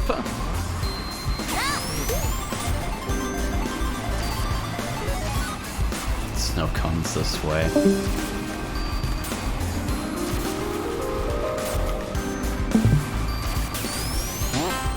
I dig the look overall. I feel like the different color crystals and all that. So carry through it over here. No, we got a big ass blue spike. Excellent. Big metal piston spike. Readability, just playing super casually seems totally fine. No turns yet seem like particularly difficult to me. You get sight of the road and the turn, like before you're even finished with the previous turn. Fingers is are top also- notch, and I saw a cut as well. Yeah, there is a cut to the left of the half pipe. Yeah, to the left of the entrance of the half pipe zone. Okay, and that is signed. Yeah, don't interpret my failure to see things necessarily as like ironclad proof that they are not conveyed sufficiently. Sometimes I am super blind. I'd like Why to we're think here- this is generally a good resource to have when you're working on like track conveyance, but if stuff's intended to be secret, or secret-ish,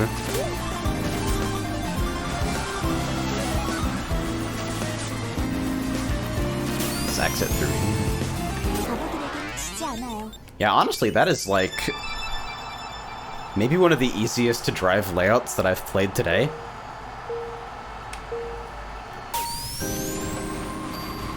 My only concern is like a 15 or 12 player net game on the section that has no guardrails and has the big metal piston spikes. It might be a little thin, but I think it's okay. I think the road is fairly wide there in most sections that matter. I think this is this solid? Probably should be.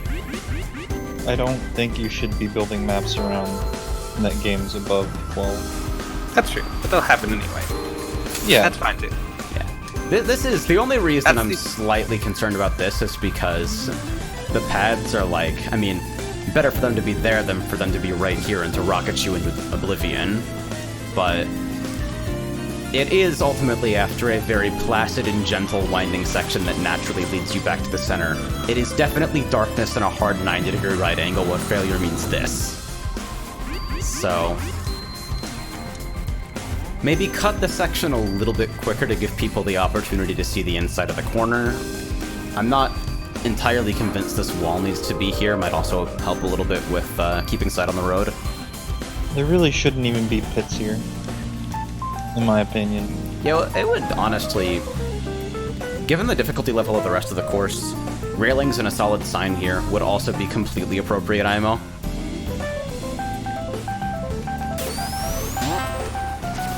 I love the penguins. Excellent. Yeah, so I think you're given a good amount of room to swing to the outside and avoid chaos here. Yeah, now I see it again. I think it's not too bad. You can see the entire track coming up as you're going through it, so you can probably spot items and draw your line from there. Fire asks, can you still hit the stalactites at the red springs with Grow? Test that out. Probably worth testing.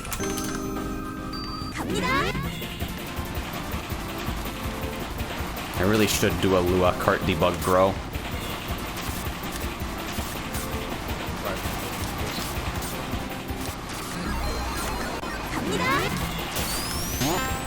Whoa. That's fucking scary. I dig it. It's scary. Yeah. Now let it be scary. Going fast is fun. Oh shit. Worst Grow player 2019, by the way. I know what I said. Yeah, so I think this also got changed so that even if you're approaching it slowly, it is completely impossible for you to be below the minimum required speed unless you actually brake on the pads. Which was an issue before when this was, I believe, Diagonal Springs. I almost just like feel like there shouldn't be a death pit there at all. Just have like the jump, and then like if you fail it, just have the ground or like a slope, I guess. It seems more or less unfailable unless you are like, I don't know what kind of item hit you would have to take to be screwed there.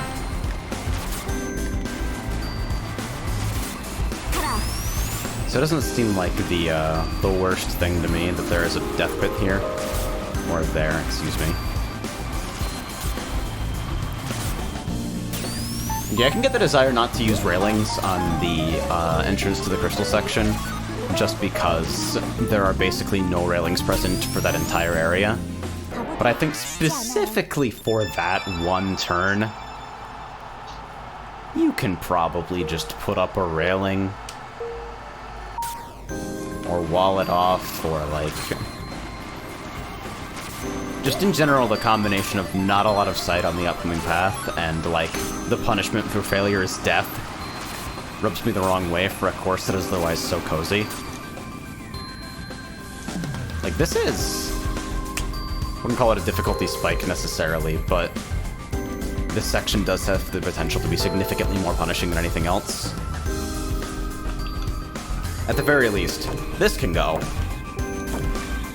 This can go and maybe just widen the road a little bit, tapering into the original spring section here. But it is a cool way to transition into this section. I am always a big sucker for the indoor-outdoor dynamic in courses. Overall, yeah, into it. Never mind, I died, it sucks. Garbage.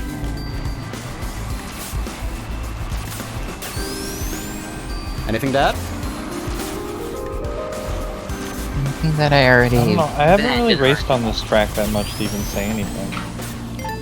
I only played this But it one looks good. time. Yeah, I've only managed to... I've seen this in Jart once or twice, and it was a... it seems like it's gotten some pretty substantial updates since then, so I'm looking forward to seeing it again in rotation. Alright. So VR Towers, aka should this map have a skybox or not, the great debate. From the looks of the thumbnail, yep. Oh, this map. I played this map. I played in Encore though.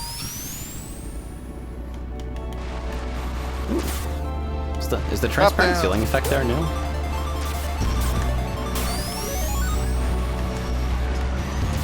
I, as a completely unbiased observer, think the skybox works here. Wait, This just worked. wait, what's wrong with the skybox? Looks fine. The course didn't previously have a skybox, and I suggested that a skybox be added while playing casually on Jart.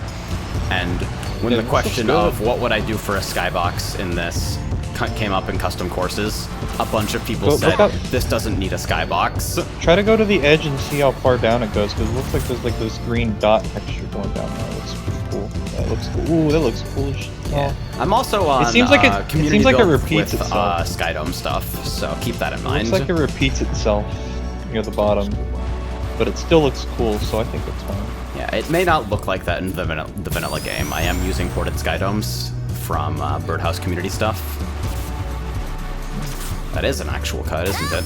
Can you make it from that side? Hell no. What are you thinking? Think you're fucking slick? That's not a sneaker. Oh, that does not read like a cut at all.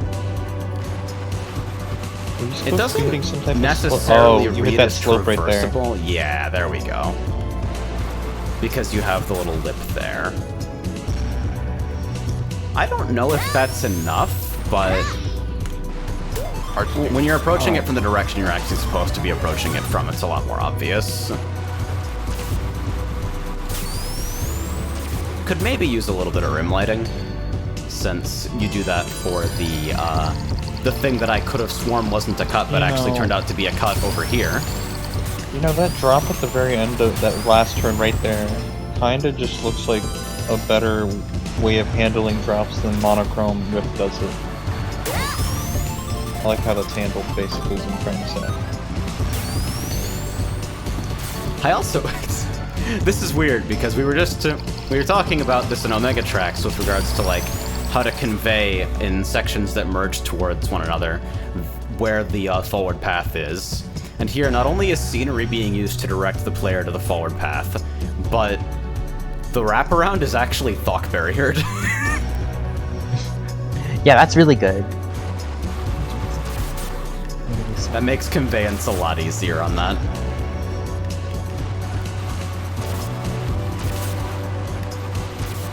I think the boundaries of the hazards here, despite being cycle-based, are clear enough, and there's always a path around to avoid them. Is this? This is nothing, right? Okay. I did feel the need to check. I can't decide whether that was Call of the Void or what. I almost expected there to be, like... I don't know, because you're staring directly into blackness with no sense of perspective for that particular nook. Maybe a ramp? Maybe that's what I was thinking? Yeah, I think it probably could just be... Looks like... Yeah, it looks could like just be walled off in case it confuses people. It's one of those things where, like, if you have no legitimate reason to ever be here, why is it accessible?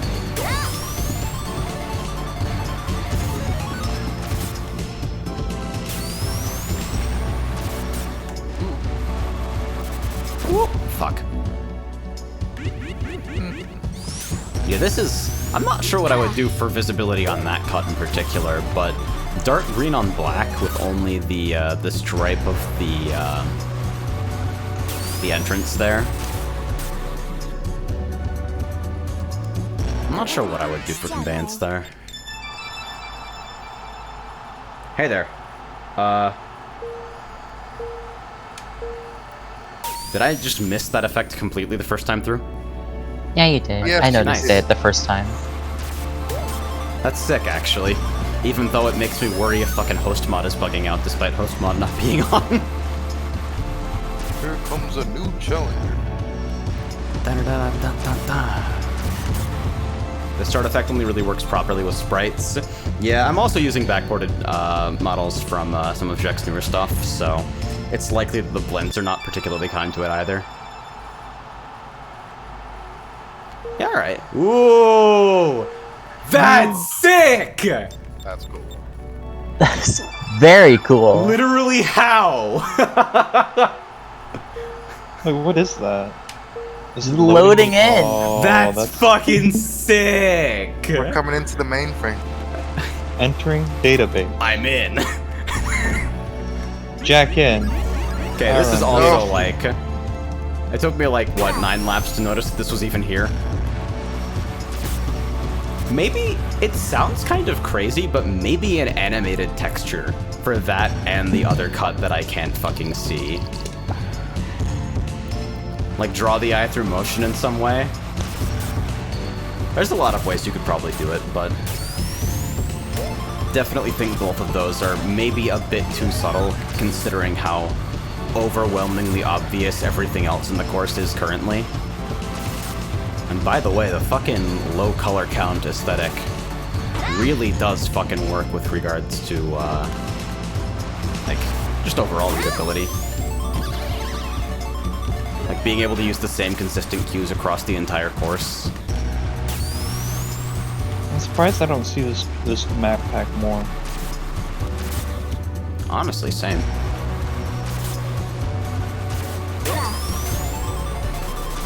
I first played this map on Encore mode. I had no problem telling where to go. Oh man, is there an Encore palette? Yes, there is an Encore palette. Let's see. Oh, this is gonna look sick, isn't it? Let's go to fucking... Ooh, alright. Oh, shit. You're red now. That's my attack. No! Bastard! Red and We'll say green. this is- This is... Definitely think it's a lot harsher on the eyes. Yeah, it's not exactly easy on the eyes compared to the, That looks Yeah. cool. That purple, ooh, I like that. That's good.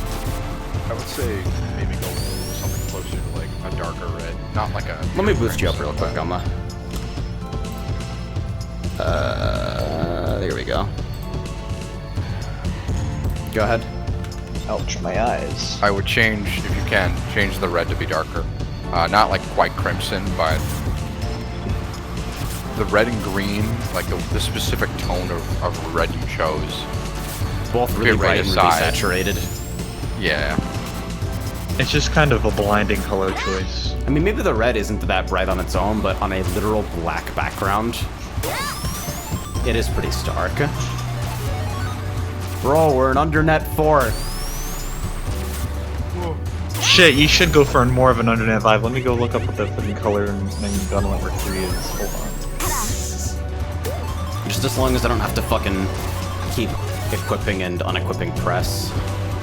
Don't remind me of that Fucking shit. Don't insane. remind me of that shit. Just go back to racing. Stop talking about press. Let's see. But yeah, overall, see, this is cool too because using like a color that is used nowhere else on the course in such a bright and fucking saturated way makes this suddenly really visible in Encore. We compare the same section with Encore off. I'll post it in the chat actually. Can I not?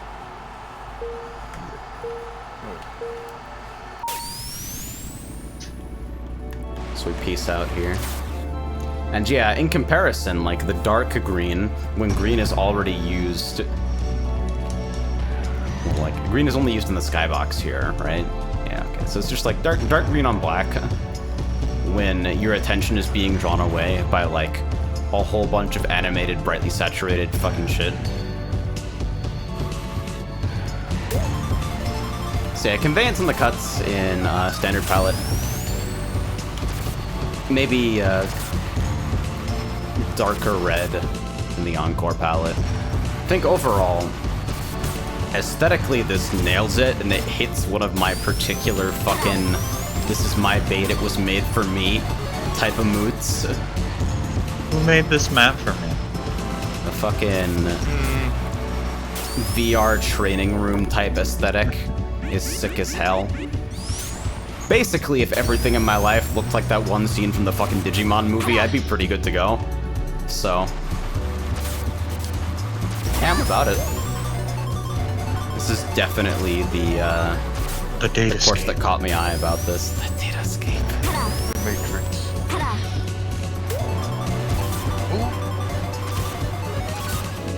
Hitting it that closely does make me think that maybe expanding the path there might be worthwhile. But yeah, anything else? Good. Based.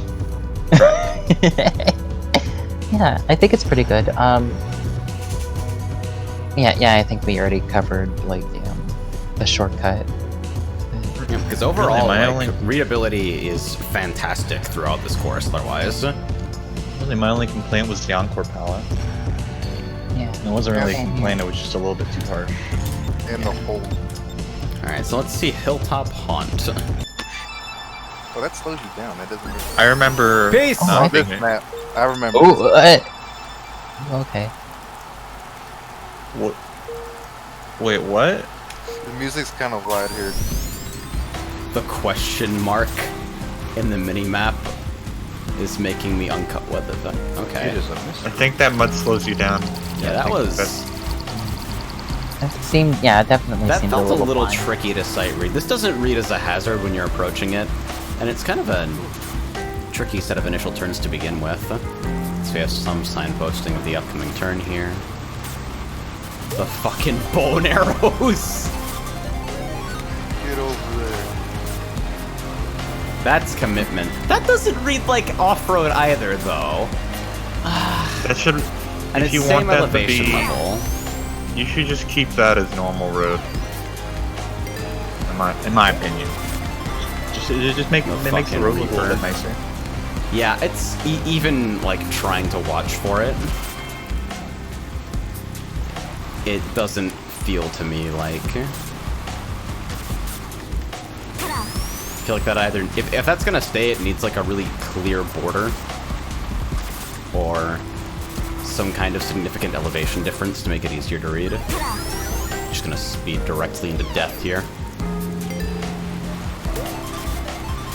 I'm watching too closely for cuts here.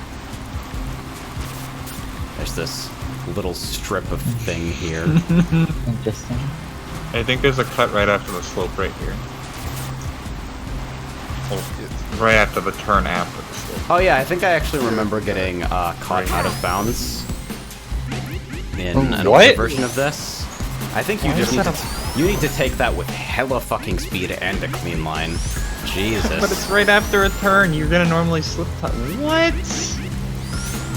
That's a bit too harsh. That's I really see what they were tough. going for, but that's a little Well, you weren't just punished with like having to be stuck in off-road. No, you just die. and the Okay, fog so makes it the seems like maybe it's a little unintuitive because of the way the physics work, but it does seem like feel you're like- actually intended to like hard line up and then sneaker straight, but then even you have to have speed coming into it. I feel like what happened when they made this cut is I bet you it was off-road originally, but they didn't realize it was such a short patch of off-road That it was people mowable. could just mobile. So they had to think of an idea, and this is their solution. I guess it works because I think if you were able to do it after trying a few times, but a lot It's of people also- are gonna. it's also like incredibly hard to notice with like Yeah. it's incredibly hard to notice like the break in the fence with the fog. Barky says, Colors I've kind tried of blend remaking in. that shortcut about 3 times and haven't found a way to make it really work yet. Yeah, I do remember that section being different earlier, and it caused me to get Gabe Baby jailed in Fence Hell, I believe. So, is this like? I think. If I like Do you line just up have to like maximum stop here- and then shoot it? Okay. Yeah, that's what you have to do. You kind of have to just slow your roll, not try to slip tight into it. Yeah, because you need to not only be approaching it straight on, but you need to have accumulated speed from the shoe before you enter the air. I think that's okay. It's really uncharacteristically punishing. I can't offhand think of an intentional cut in any vanilla or community track that is actually that hard. It seems like a cut where you have to learn. You have to learn, basically, how to take it, instead of just being like, oh, there's a cut there, let me take it in your first try. I don't like that. I'm like, what? I just missed the set completely. Oh. Just whoop! Man, you love this rewind button. It's cheating. It's cozy. This task guy must be the best in the world at every video game.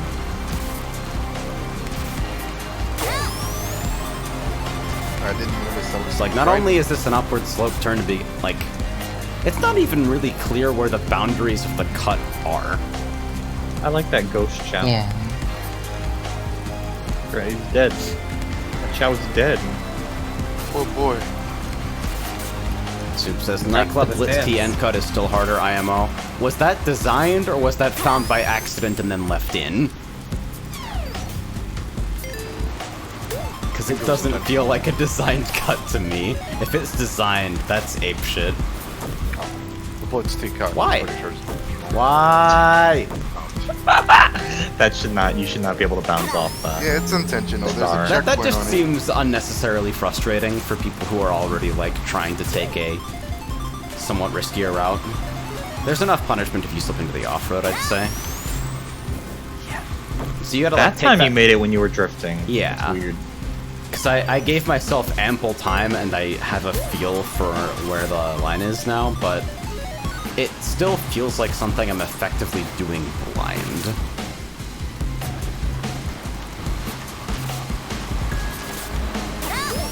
Yeah, otherwise, like, this is an upward sloped right angle turn, but somehow doesn't bother me. Ugh, it's like fucking pulling teeth with a crowbar.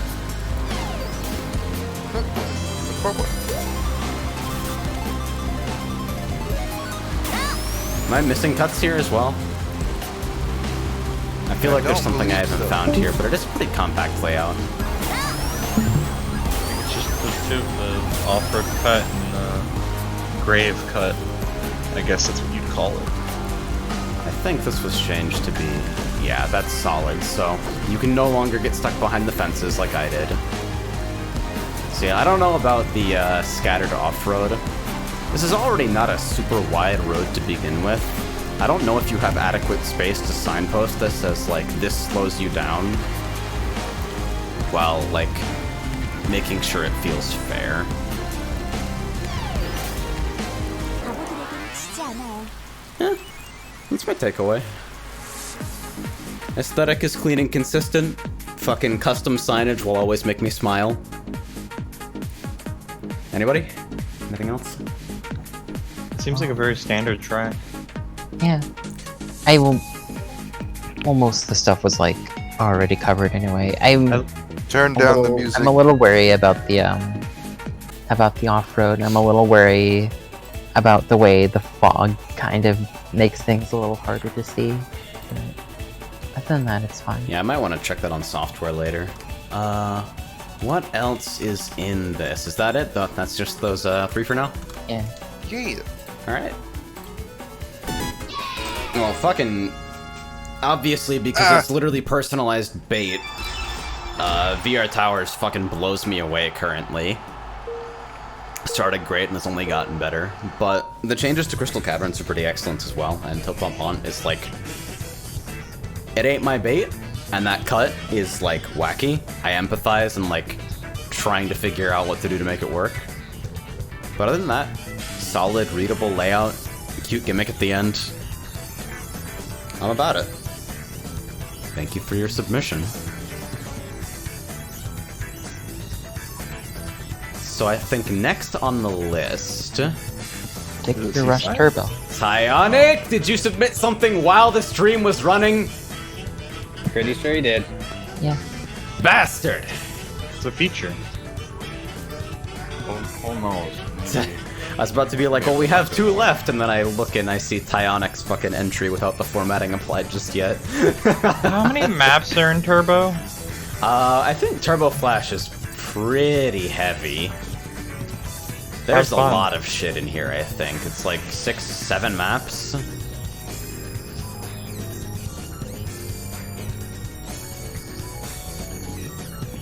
Alright, let's see. The Red Barrage theme starts playing and I can't tell what course it rolled into.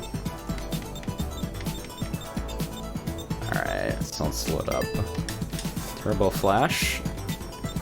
Find where your map slots start. Should be here at Green Park, right? Yeah, sounds about right. Green Park was like one of the first custom courses I ever played back when I was still getting into the game, and like surprised that Chromation was lurking in my stream. Fucking weird world. Maybe it's community GL shader stuff, but this looks almost like washed out. I'd have to check how this looks in software. I imagine the effects are more appropriate. Software does look fine to me, last I remember. Obviously good music choice. Fucking big-ass center line, even if it isn't always present, does help a lot with regards to readability. The fucking dark circles are giving me anxiety because I remember oil slick shenanigans in early versions of this course.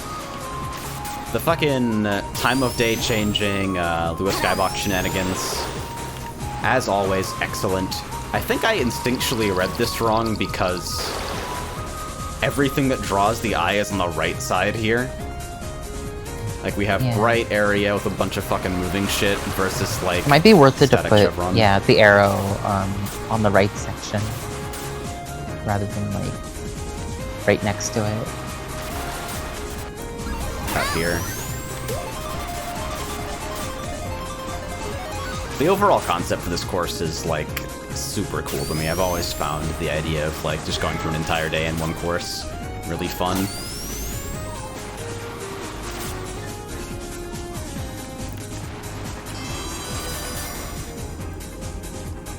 So I guess turn by turn, it's like... doesn't seem to me to be a lot to complain about with regards to readability. I think now that the oil slick menace is mostly gone, the course feels pretty fair to navigate. And that was just greed. That was like blatant greed. A little bit of a light to draw the eye towards the apex of those. But why? What even are the... oh. Me too! That's actually... that wasn't somebody's mic noise, that was my inner monologue.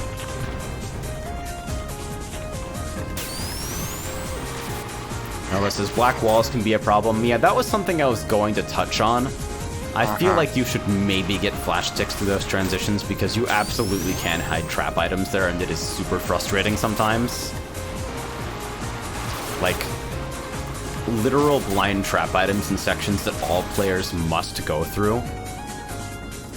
Mess. Like...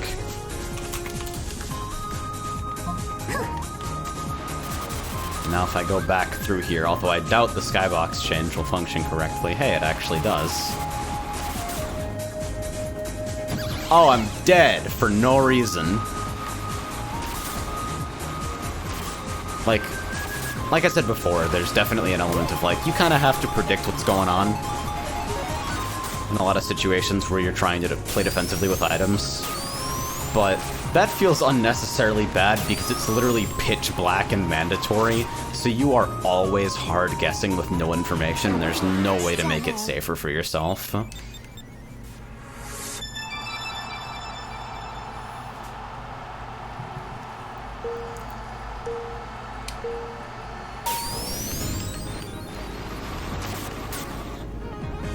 I have no idea what's happening in chat at the moment. Fucking Fruity Pebbles. Alright, next jartcast, I'll ask what your favorite kind of breakfast cereal is. Easy clap. Yeah, so somebody mentioned this ramp. You can kind of just take it. I think it is still probably better than either side path.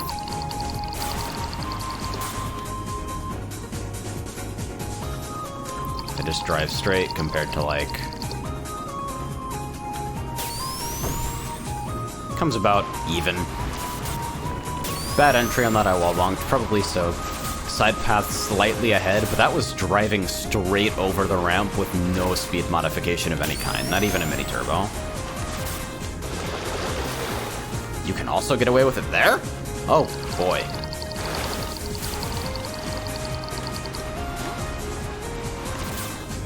Yeah, because that one's just objectively faster, although it seems a bit inconsistent. Maybe not possible if your character speed is too low as well.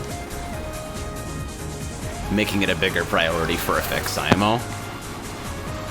I will say that approaching that turn that you were just at, that I think the wall kind of obscures like part of the bridge, kind of like obscures the path just a little bit. It's not that bad in like regular play, but in Encore I think it tripped me up a couple times. Oh yeah, I forgot the most important part of the jartcast's process, which is Victor Rush's favorite ice cream flavor is also strawberry, except with a carrot smiley face after it. Hey, that's mine. My gimmick. You can't do that.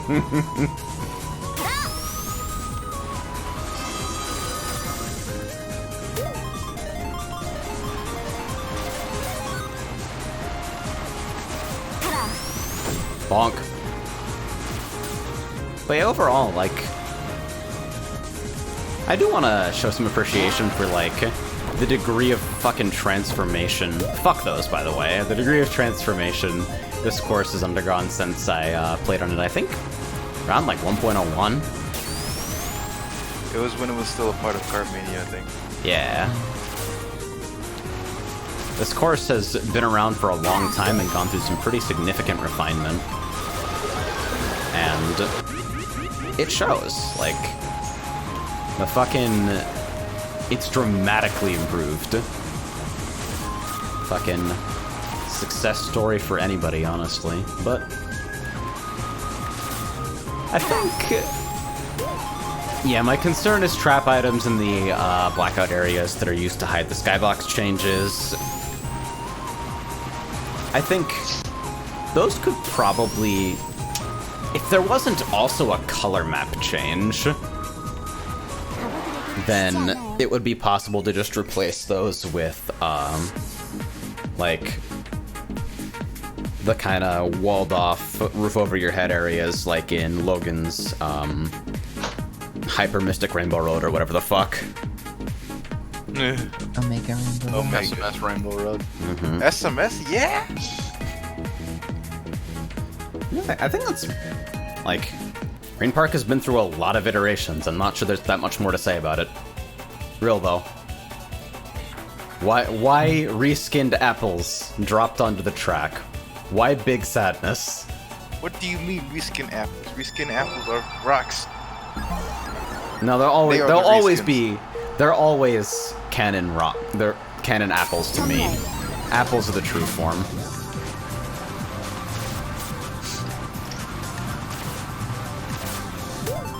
So shit.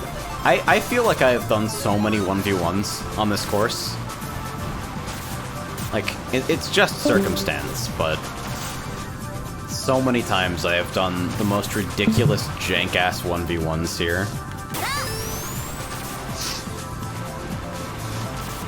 I never noticed there was only one item set on this map. Yeah, it's... Even for a 5-lapper, it seems kind of crazy that there's only one set.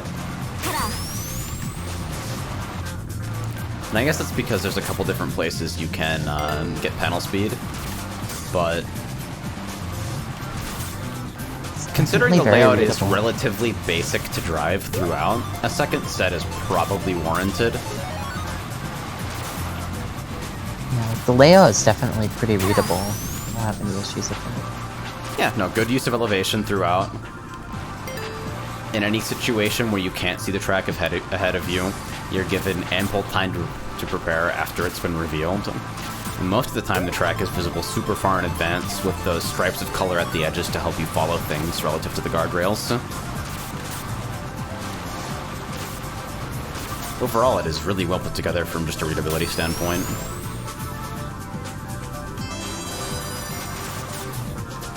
I dig the music. I think the visuals work pretty well. Maybe the only thing that feels slightly out of place is like the styling of the fence. Like the fucking wrought iron fence in the outdoor sections. But even that's an edge case nitpick.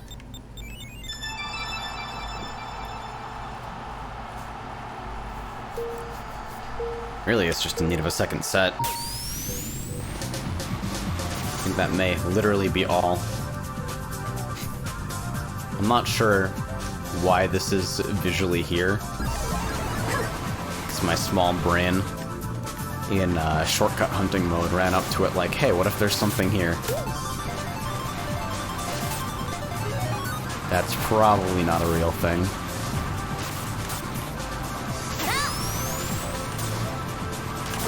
It says, apparently you can mow the second to last turn with a drift boost and be faster. Ooh. Yeah, because you're given a panel to get up to speed, right? So I took that pretty sloppily. Let's compare.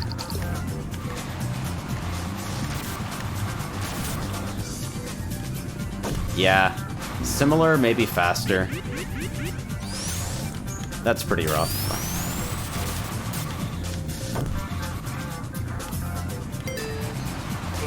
Maybe glue the very inside of that. I know, everybody says never use glue, but like... Lawnmower's the devil. You can quote me on that.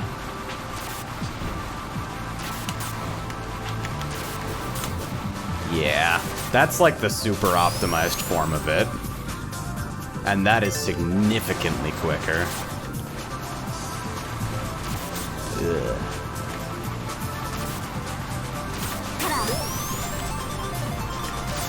Yeah, otherwise, readability is good throughout. Nice detailing on the indoor section. This turn maybe feels a little barren. You got, like, rocks, but placed in a relatively out-of-the-way location. So props for that, using them as legitimate, like, just a detail element.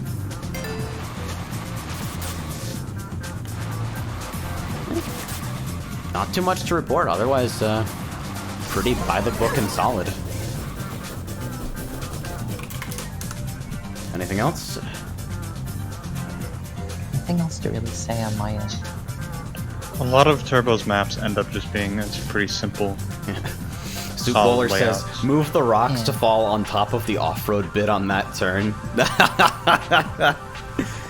That would be outrageously frustrating for people trying to do it legitimately and just getting randomed out, but I do appreciate the fucking... I feel that.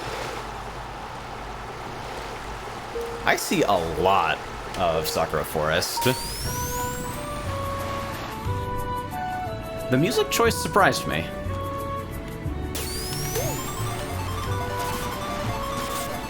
I think I dig it, but it's definitely not something I expected to hear in a cart map.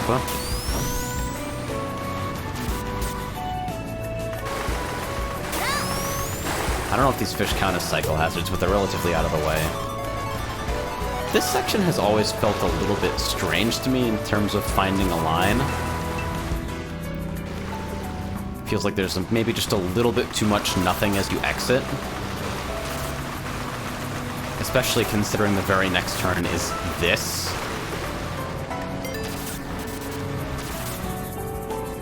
Aesthetically, there's so much stuff going on here that I've got to appreciate it for that alone. Hey there. Does this seem distractingly high-res to anyone else? Yeah. Might be It definitely stands out, at the very least. On the hedge. Ow, the hedge. Yeah, there's a lot of little detailing elements here that I appreciate. The water currents are like just enough to get you to notice them without being super disruptive to overall play, which I think is exactly how that kind of mechanic should be tuned. I don't know how visible I feel this actually is. I feel like the angle you're taking when you enter that section, it's really easy to pass over it as you line up for the next. Which I think is probably fine.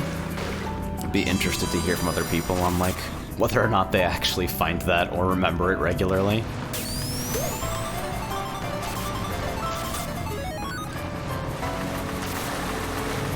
Because as we all know, I am blind and stupid. Okay, I just I kind of noticed. think the leading lines, like the grass leading lines, are a little too dark.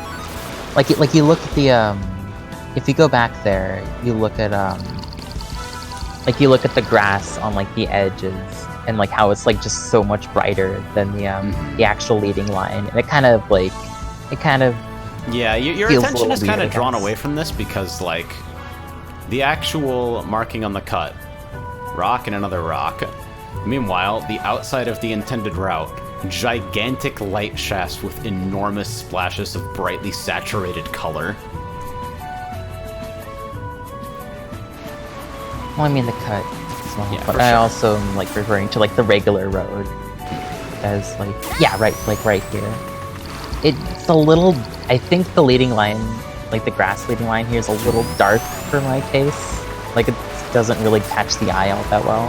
Maybe. I think, to me, it seems to serve its purpose. 쉽지 않아요. Like, I'm I mean, it able to does serve track its it purpose, reasonably it just- well, but It is kind of like a nitpick, admittedly. if it's just like a visual consistency thing, I can definitely agree with that. Like If you notice, only like here, because- like the off-road is just so much more brighter than the Yeah, leading but line. then again, if it were similarly as bright as the off-road, it creates a clarity problem with regards to Yeah, what's right, safe you're versus right. what isn't. You're right. So the lighting here is a little crazy.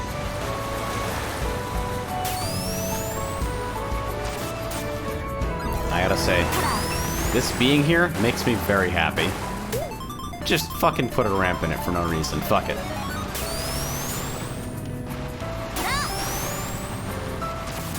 Yeah, overall, visually pretty ambitious, very varied. I also want to say Go ahead.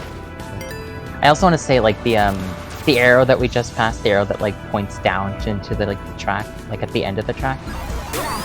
I say that like it kind of is like a little distracting in the sense that it's like it's just kind of floating there, and I don't really know what to make of it. Yeah, I guess. Like it kind of doesn't blend in well with the rest of what the track is going for visually. But like I understand why it's there. And it's probably like necessary to some degree. It's just it Yeah, feels a little I weird. also haven't tested left path versus right path balance here, like Star is mentioning. I like how in that last blossom tree section, in like the water parts, they have all these trees and like graphical stuff, but they barely go high up, so you never see them unless you fall to your death.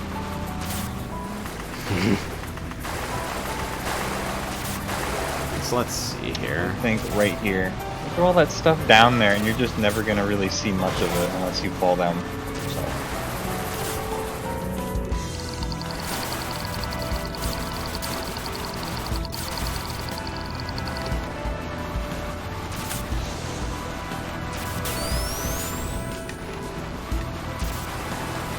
Yeah, this seems like it comes out remarkably ahead for basically zero risk.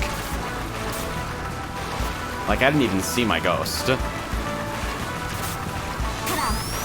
So right path has, like, 쉽지 않아요. an actual hole in the track and is also slower. So, like, not only is it more error prone, but there's no reason to be there anyway.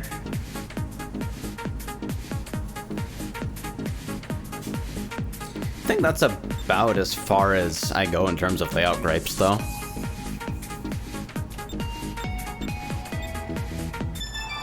I also feel like I see Techno Station every 3 races. it is crazy how common this feels to me, even if it actually isn't that common. Like, the voting is rigged. There's no way it's as common as I think it is. It's the music. Oh, yeah, Maybe. the music. I am of the opinion that the music does not quite fit this track. It's good though. It is good music. It is good music. I'm neutral on the fit, but it's a good track. So, literal, like, flashing red hazard lines on the outside of the track. I appreciate that pretty greatly. I think the sneaker panel, as you exit that, is basically blind and surprises me every time.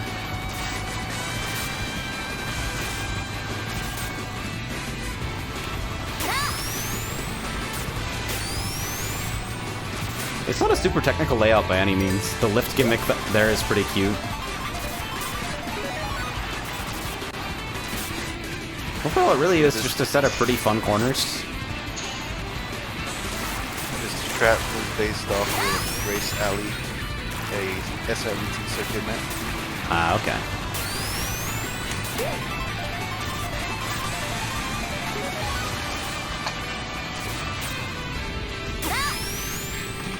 The side paths here are actually identical. Looks like it, yeah. And honestly, not even all that slower. Costs you very little to take that.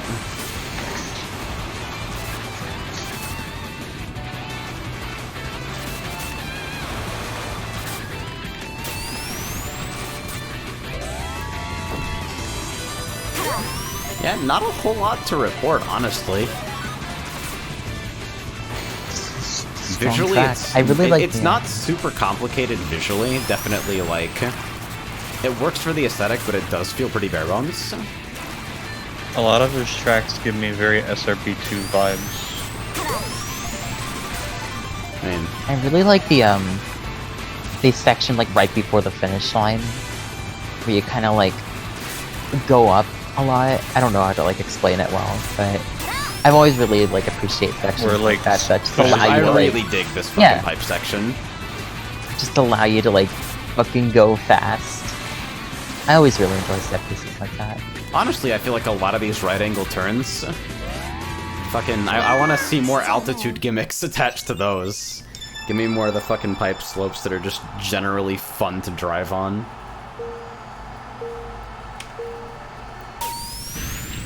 So if I do have a layout gripe, it's that, like, compared to, like, this course has some interesting turns, and then it has some right angle turns. And I feel like 95% of the time, those are actually an exclusive set of groups. Like, they're given something interesting to do for almost every turn, and then sometimes it's just a right angle, and it's just there. Is that actually... you can just take it however you want, man. Don't worry about it too much. It says the gray off-road hairpin near the start can be mowed, and it's faster. I also really love the arrow pops. I think those are really cool. Yeah, for sure. I think with like So the I arrows think on the this ground as feels well like that correlate to them. I think that's a really interesting direction. I think it's really right. Does that actually save time? It feels like shit, but the turn is pretty wide. And you can exit with more speed. So when compared to something like, will it keep my ghost if I go all the way out here?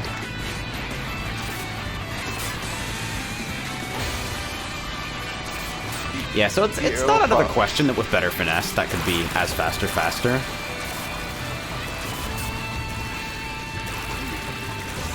What was that? Didn't quite hear it. Oh, the arrow foss remind me of those segment racer games where it'll just pop up and then notify you what kind of turn's coming up. Yeah. The handheld racer special because you can't see shit. Waiting for somebody to do a kart course where you have a fucking rally co-driver screaming in your ear.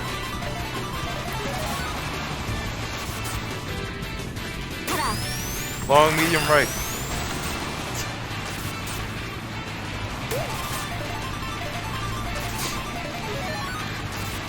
shit, this is just Phosphor's idea for Rally Card again. Yes! This is like the one visual detail that seems weird to me. Look at that, there's the bark part. Look at the dab. Dab. Yeah. Good job, Barky.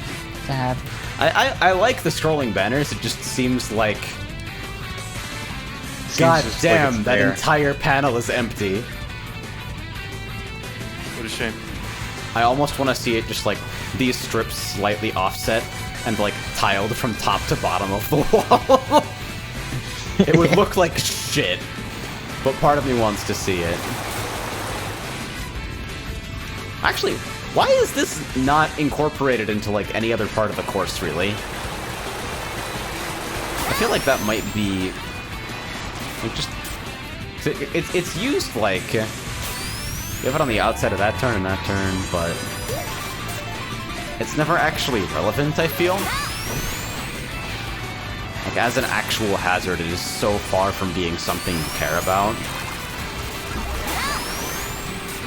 I never noticed it until you pointed it out. Yeah, it's like, I only just saw it now when, like, looking for it. It's a completely irrelevant addition, and it's not really used anywhere in the map besides those two spots. And then there's like, it's in some scenery elements, I guess.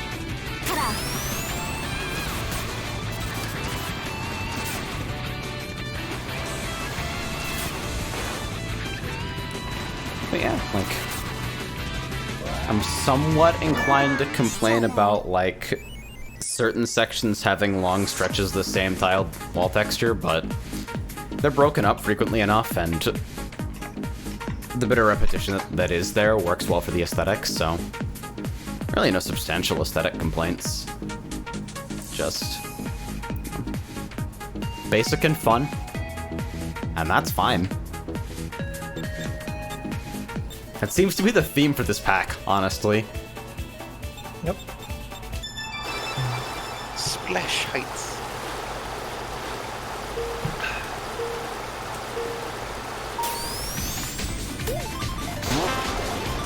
Sploosh. Ah, bastard. Dip into no texture boost panel. Makes me a little mad. These are really fun thrift stores. That bothers me. I feel like this needs to be marked because there is... This is not obviously anything. It's barely even obvious that it's animated when you're moving at speed. And so if you're coming up on a big-ass jump with a set of diagonal springs that aren't going to speed cap your ass, and you have an item that can make you faster, you're always going to use it in this situation, unless you know that you're going to get chucked and that is going to get invalidated in the first place. So a clearer visual for that, I think. Like, this is fine. It's completely obvious to me what's going to happen to me as I enter this section. Same for there. It's really just that jump. Is this traversable? Yeah, that's definitely a little vague. Yeah, it looks like it Dude, could that be wall. a cut. This again seems like if there's no valid reason to be here, why is it traversable in the first place?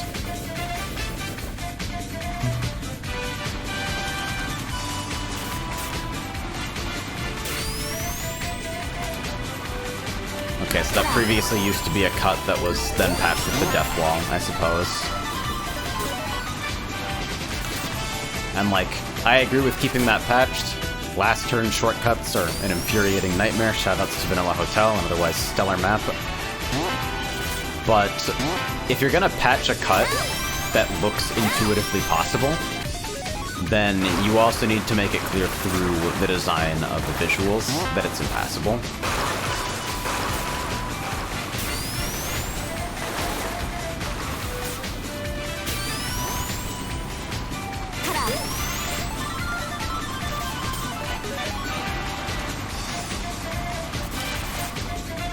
I don't know what to think of this track's visuals. I think they're alright. Yeah, that's fine. It's like, I give so many fucking points for ambition more than execution. And so, courses that seek to have this kind of scale to them get a lot of points in my book. I think there are like points where like the clouds in the skybox kind of like cut off.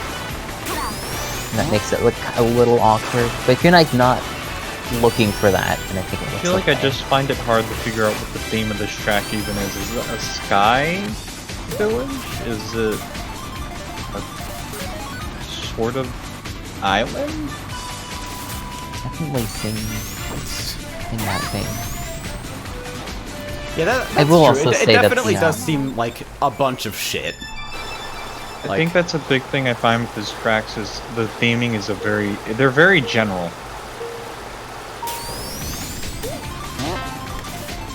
Which isn't necessarily a bad thing, but if that's not your cup of tea, these tracks are not the best visually, in terms of theming. Yeah, these aren't like... it's not standout concepts in terms of the visual design. We'll get to that. Fucking hell. Compared to like... I guess compared to like maybe a Chenji map where you like, when you look at it you're like, this is a really standout design. Yeah, because stuff like C-Tap and like, to a similar extent I'd say like Milk Pack, they always lean super hard into like one specific aesthetic and like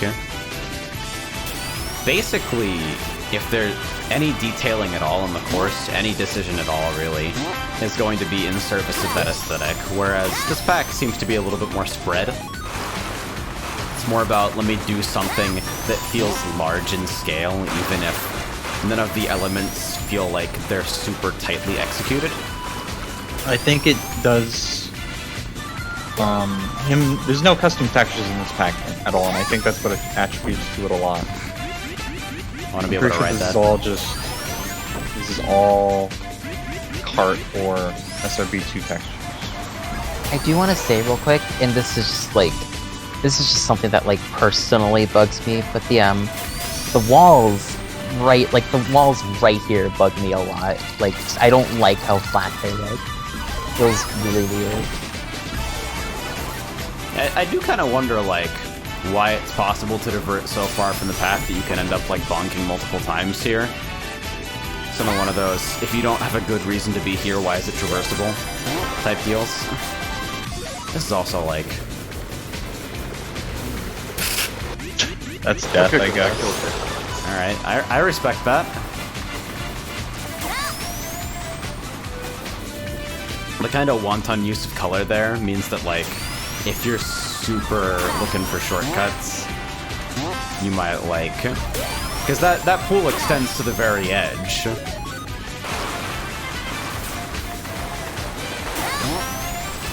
Overall, I feel like a broken record, and I apologize for that, but just like... solid layout, solid course. Doesn't feel like it has a standout focus necessarily, but everything works pretty well together. If you're going into a track just looking for a good layout, turbos usually, I think all its lapped. Yeah, they're all very sight read friendly, with the exception of fucking invisible sneaker panel flash tick thrower thing. What? Alright, then we got Sapia Swamp and Blistering Shelter. What is it? Real quick, check something. Alright, we're good to go.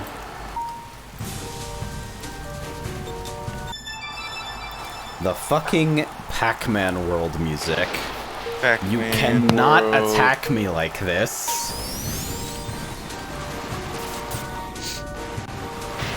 That is not okay. Pac-Man World 1.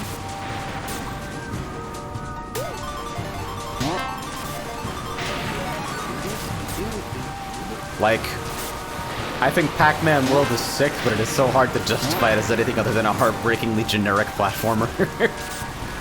It's just alright. It's so alright. It is the most alright game series maybe ever.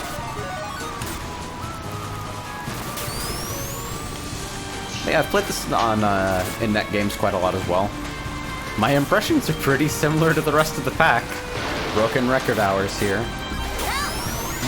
Very Solid friendly to sight read.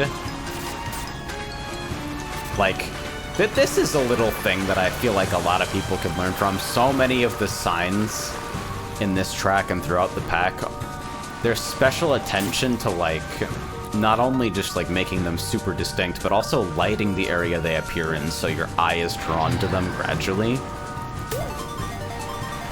Yeah, that's one thing I've been noticing as I've been like looking through the as I've been seeing these tracks today. Just how well the signposting is handled, and like how well like lighting is handled.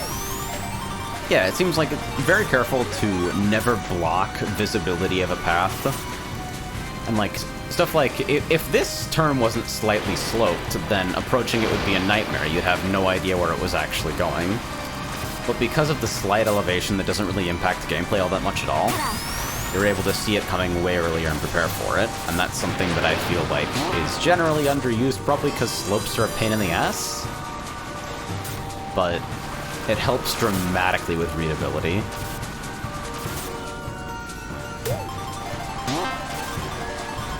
I don't know how I feel about that spring being speed capped. Seems like an unnecessary speed limit. Maybe something happened with an item interaction that forced that.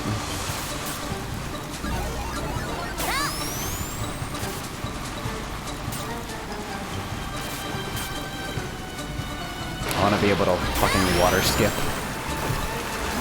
But the fucking wall is raised just a little bit too much to make that ever possible. That is clever, actually. I like that. And it is pretty obvious from looking at it. Like, if you're approaching that and thinking about water skipping, there's a pretty good chance that you'll understand intuitively, this will not be possible to me even if this water lets me skip, just because I won't be able to get the height.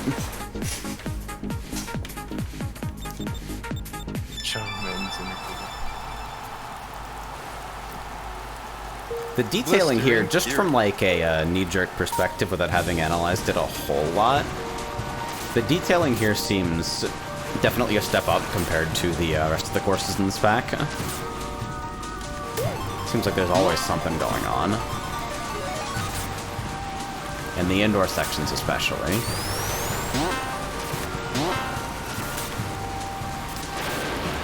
Chat is having a conversation about visible genitalia on the demons.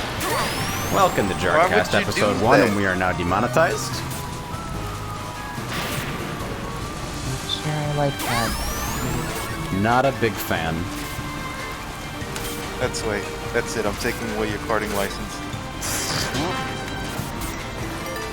Just fucking drive down to Georgia. Oh, you need his parent permission now there, apparently. That's not good. It's... You know, people already can't drive there. Like, with the government requirement to know how to drive, nobody knows how to drive. Same can be said with some people who play Yeah, karting. where's the fucking native Floridian perspective on this? Well, no one in Florida can drive a race, so we're already fucked. Really, just the Warriors just be one giant fuck up. Okay, this is super impossible, right? Yeah, there's no way you can do that.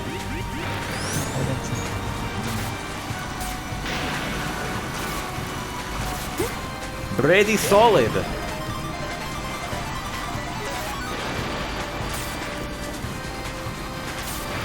I feel like if you're working with primarily default textures, it's so hard to find that combination of like standout visuals that comes from being able to like individually control the fucking color and brightness of everything to get things feeling really cohesive. But for what tools are available here, I think they're used pretty well. Alright, and... Ooh, holy shit. There are a lot of fucking courses in this pack. And I feel like I've been able to give very little effective criticism. Blistering Shelter's the last one, though. Nice one. And then after that, there's Yeah, so we have fucking Blistering Shelter, and is there anything else in this pack?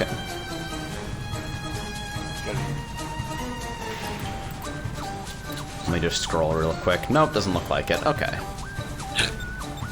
Blistering Shelter, for what it's worth, on old OGL shaders builds, the color map here used to be amazing. It was literally like, let me fucking tune this live on stream to explain how this looked. Because if I add a color correction filter, drop the saturation, and then do this. Straight up, this is what the course looked like on old shaders builds. It was awesome.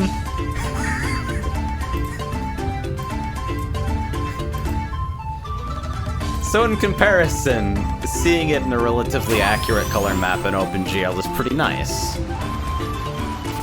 I think the heavy filtering does a lot to make a lot of the stock textures feel like they come together here.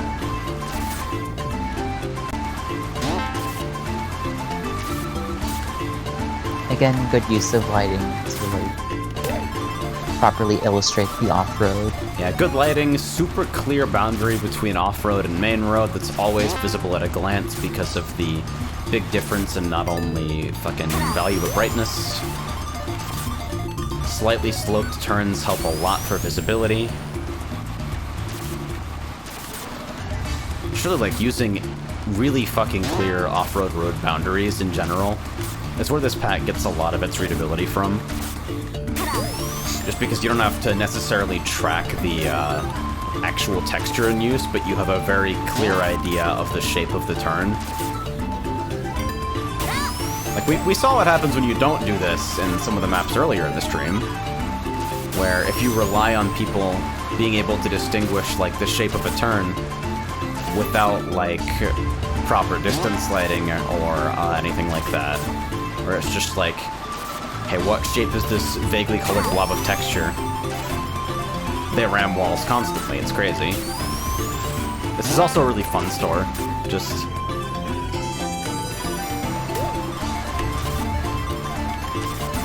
And ending with a jump is one of those things that gets me.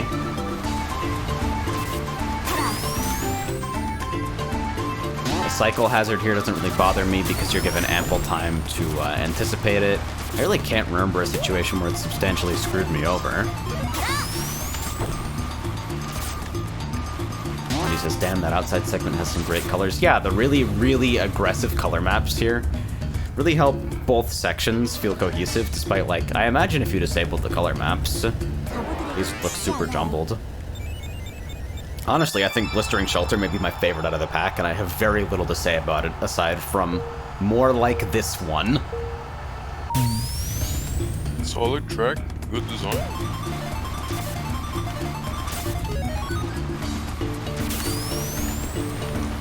Game. To my knowledge, there are no significant cuts here. Just a bunch of corner shaving stuff. There was one cut, but it was kind of awkward, and I think it got removed. Yeah, I think I'm remembering that cut, which is why. Yeah.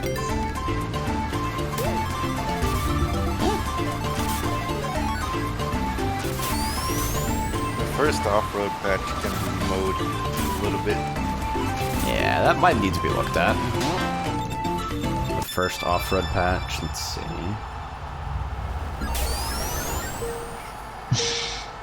Yeah, you're cheating! See you later.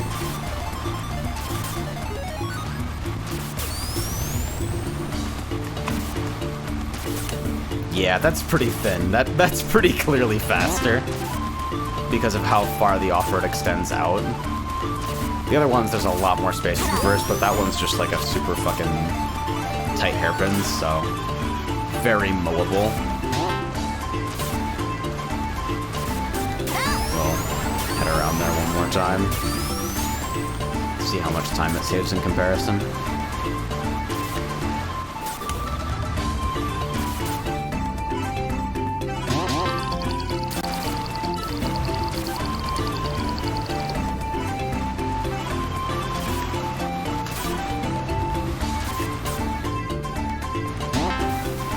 Yeah, so marginal time save.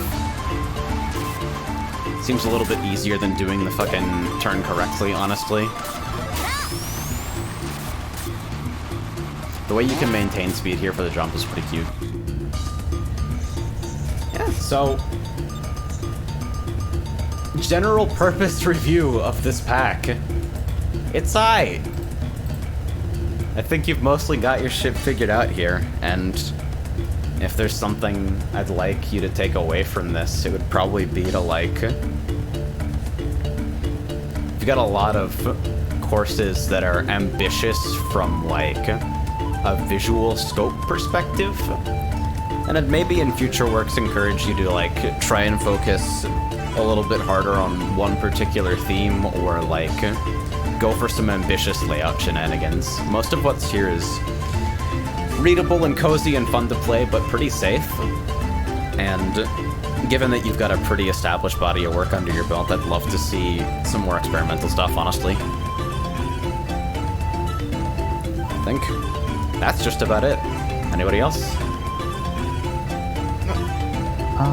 Well, I mean, there was Seasides, man.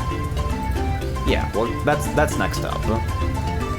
Seaside, and then fucking Tyonic tacked something on a couple hours ago.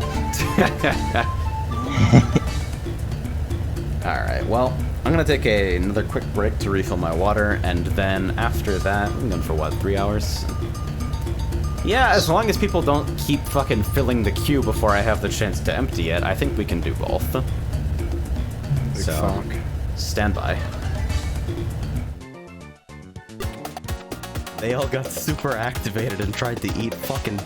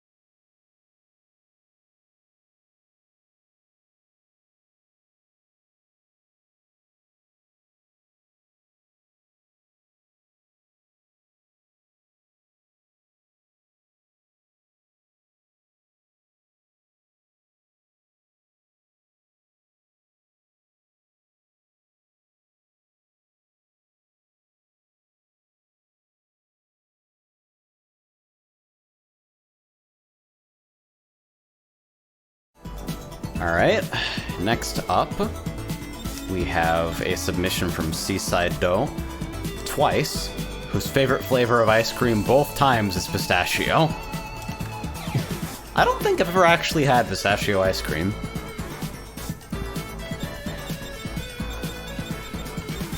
Only ever had vanilla ice cream. Alright, so this is Seaside has described said that as a super intense work in progress. Ice blocks all over the place, aesthetics unpolished. Gameplay is working, but several assets only appear to work on a vanilla 1.1 EXE. Alright, so I'll go through as is first, and then if things are horrendously broken, I'll swallow my fucking stomach and boot it up on 35 FPS hell. Also, no checkpoints. And Alright, let's see. Holy hello! Red. to the cherry zone. Oh boy. So... Oh man, this is all ice, isn't it? Yep. Ooh.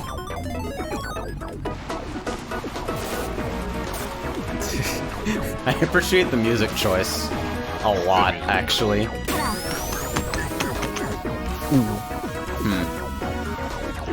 Yeah, I thought that was somewhere too. Yeah, okay. So just as long as we all thought that was a thing. Yeah, that definitely read like a shortcut to me. Like, it's specifically excluded from being a wall with a bright fucking strip of, hey, pay attention to me. I don't know to what extent this is broken on my EXE or on OpenGL, but those floating ice blocks are sick. I feel like maybe this section could be a little bit more lenient with regards to the edge bumps here, because I'm fearing that shit a lot right now.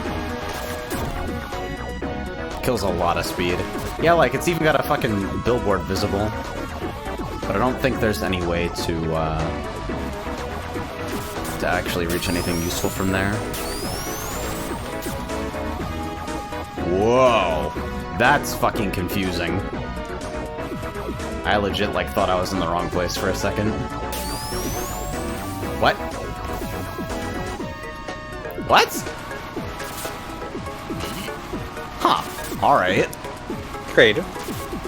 It is. I have no idea what it is I actually just traversed. It's a But geyser Kool-Aid. Geyser.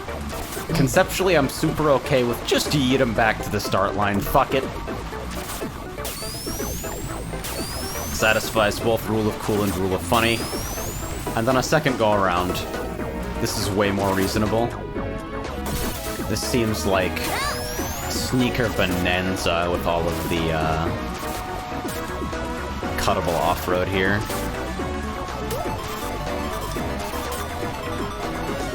Yeah, so obviously I'm not really talking about like aesthetics outside of how they affect conveyance here, since this was submitted as literally like aesthetics not done at all. This needs something. This is a gigantic flat plane of what the fuck that doesn't direct you towards the actual exit at all.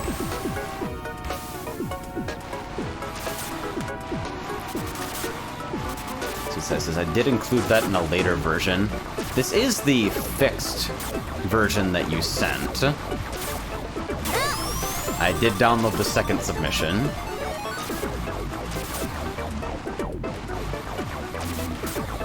So this obviously looks like a shortcut.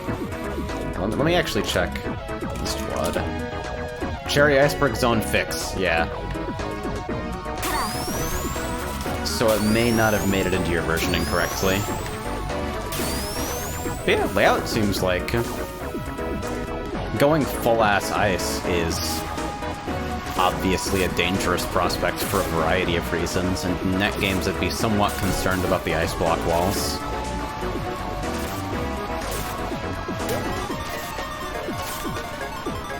But I think it works pretty well for this. I kind of wish you could, like... And, like, I know these are just kind of, like... I know, like, they're Vanilla Lake ice blocks, but I kind of wish you could, like, bounce off of them. Nah. Like, physics. So I think that would be... Yeah. So once those blocks are destroyed, a lot of this looks plausibly mowable because of the drift store you can hold. This is horse shit. Get rid of that. It pokes from under you. I think in general, the walls here could be, like... This could probably be moved in a little bit to be made slightly more lenient.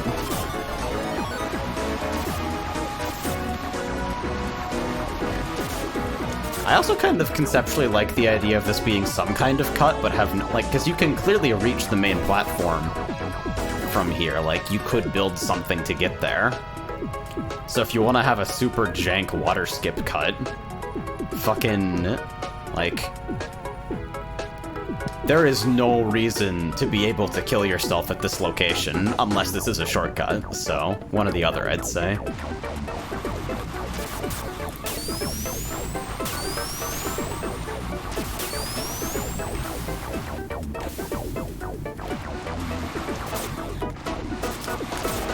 Other than that,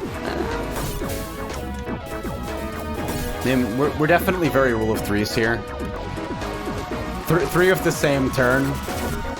Fucking Jesus Christ! Hello. 3 of the same turn, followed by basically 3 of a different same turn. Some degree of variation in the exit, at least, unlike the final rep, might help break up the action a little bit.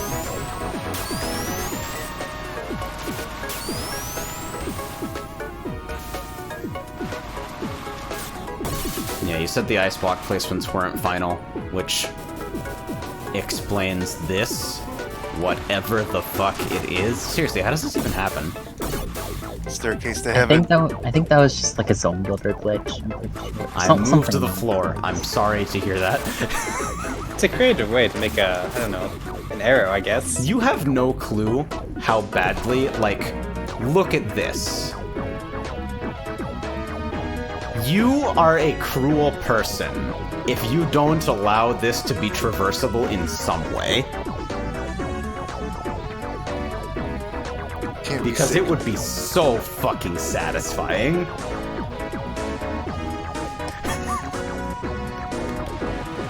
I'd say, like, because even as a 4-lapper, this could do with a little bit opening up. There's really very little variation in the layout, and given that there are also no cuts besides, like, Lamau drive straight with an item. Like, IMO, high lap courses especially, have sort of an obligation to open things up a little bit and give people multiple routes. Or at least multiple different viable ways to approach each turn, because you're going to be seeing them so many times. And seriously. This Yeah, has you probably to go. don't even need... You probably don't even need that wall there, because... Especially like, because you can just drive over it normally. You can drive over it anywhere but the place you are most likely to drive over it if you are doing the turn legit.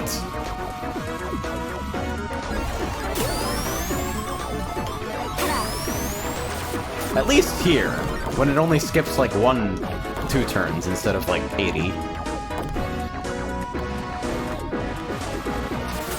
I think that's basically my take. It's... if you're going full-ass ice, you have a rare opportunity to build something that rewards players a fuck ton for being super technical. Also, you know you need to fix this, so there you go. So I'd say some alternate paths give players an opportunity to distinguish themselves and say, I am the master of the ice.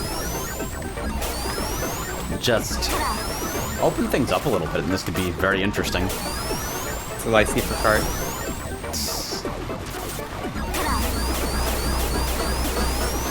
Chaos Soda. I see. Yeah. It's Primal literally Venom. the Chaos Soda banner, and it's literally fucking cola. I see. I see. Yeah. Alright, so that was Seaside's submission. Thank you for that.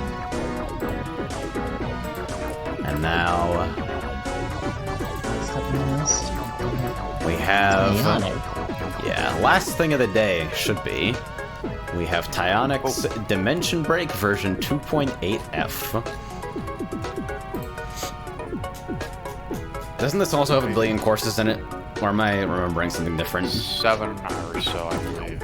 Oh boy, Tyonic wants to kill me. One last boss. Final boss.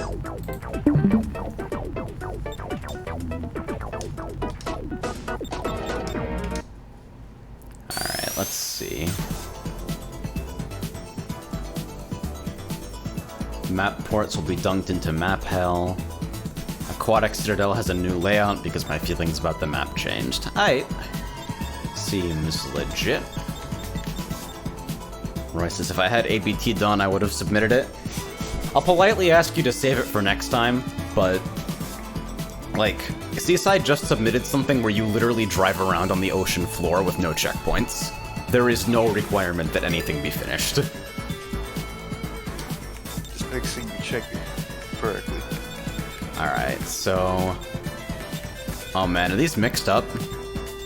Okay, so we got 2 ports. I assume we're skipping over the ports if those are getting yeeted. Yeah. Yeah, seems about fair. So then... Dimension X... okay, so what are the actual... Twisted Valley gets first in. Twisted Valley, Simulation Grounds. These are all over the fucking place, holy shit. Alright, well, we'll go by name, and I'll trust y'all. Boy says, I'd recommend restarting just to have them all together, but if I restart, I have to fucking add all my shit again. Probably a good idea, though. I'll start up the stream in just a moment. Let's see. Okay.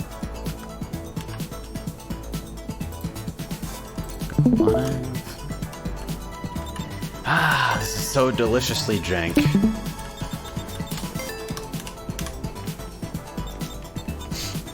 Alright. So skipping over ports because those are slated to get held. Twisted Valley, Simulation Grounds, and Aquatic Citadel, right? Yeah, seems about right to me.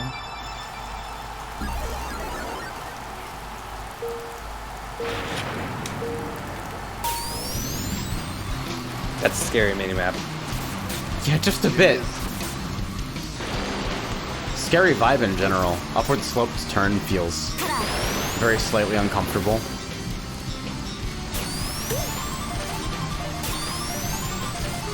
Whoa. You have to take this thing way far to actually... actually, can you? You don't lose too much speed if you bonk, but... Oh, the red hurts. yeah, you're intended to ride it like that. Okay.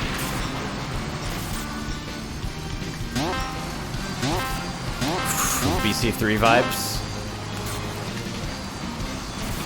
Completely new visuals here. Oh, what? Wait, so am I supposed to turn left or not? It's, I thought I was about to fucking hit a wall. Yeah, so it's referring to the next section.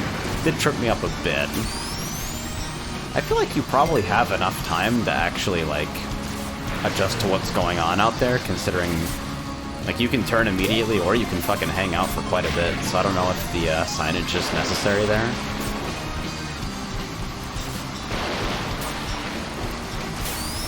I feel like a lot of these sections, especially the ones where you can fall down to a lower path, would benefit from a border on the fucking edge of the road. This is definitely stressing me out a bit. I keep looking at this like it might be traversable. It's super not. Are those...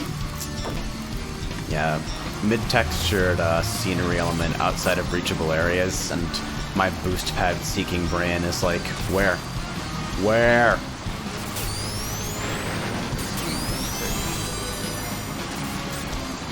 I feel like the boost pad.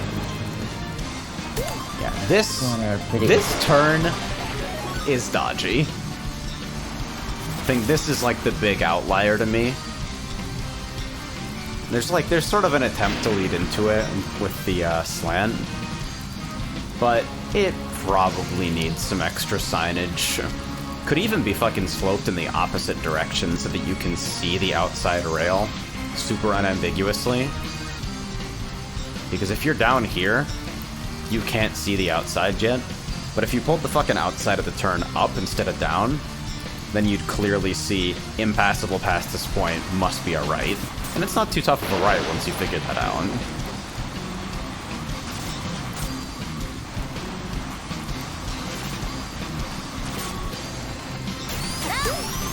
This throws me for a loop that you're actually just supposed to release your fucking drift and drive. I think I dig it, though.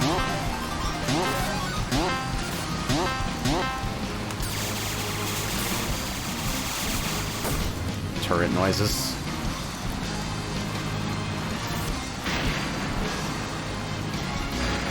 Am I crazy to feel like I was being led in that direction? At least to some extent.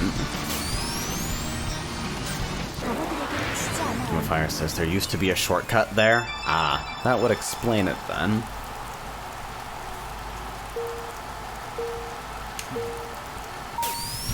I dig the aesthetic.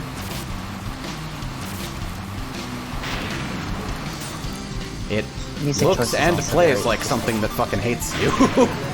Very twisty.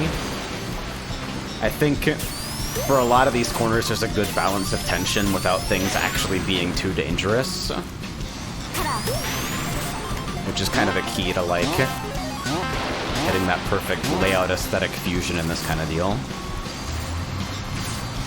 I will say for this upcoming section, like the one like right after you break the glass, I don't think there should be holes in the middle of those platforms. Like I think those should all just be like one platform instead of like having a place where you could like potentially fall to your doom. Yeah, that could get pretty bad in net games, I imagine. It just seems kind of blind. I'm probably not explaining it all that well, but.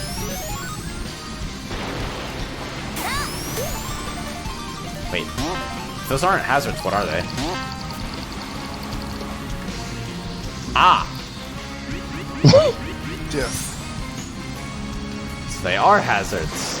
They're just... Wait. Oh, does it drop out? Is that...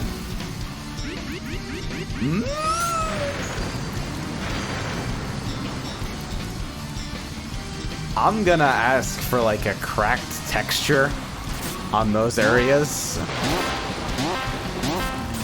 It's also, like, because... it's beneficial to take those if they're unbroken, so not being able to actually see... Ooh, that's pretty bad. Yeah, like that is pretty blind. Yeah.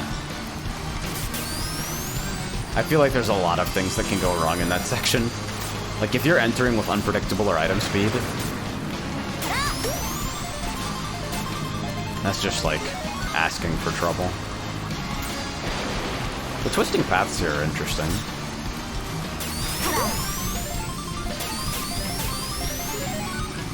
I keep looking at this, thinking, like, where is this reachable from? Am I missing a side route? Okay, Easter egg? Alright. As long as it's not important.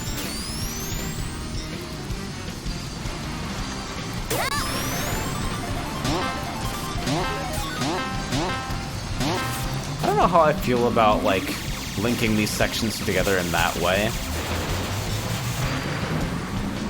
Because of the low ceiling, it feels pretty railroady. There's not a lot of interesting things that can happen there other than you getting bumped in the air and yeeted to space.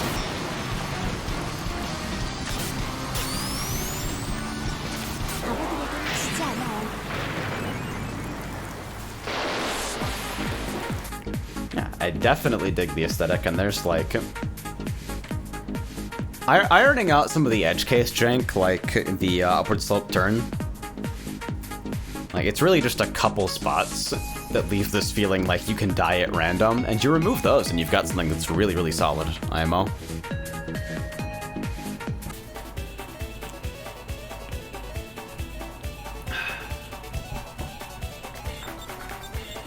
So, simulation grounds.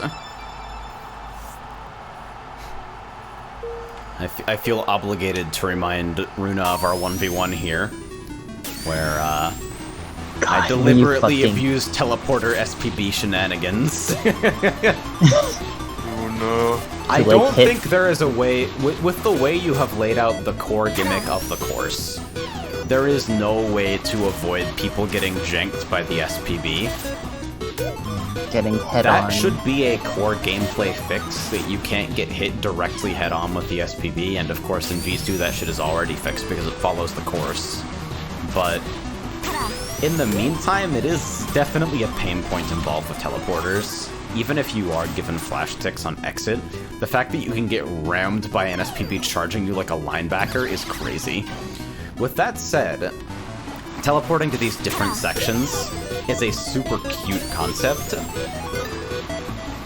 Okay, so it is random.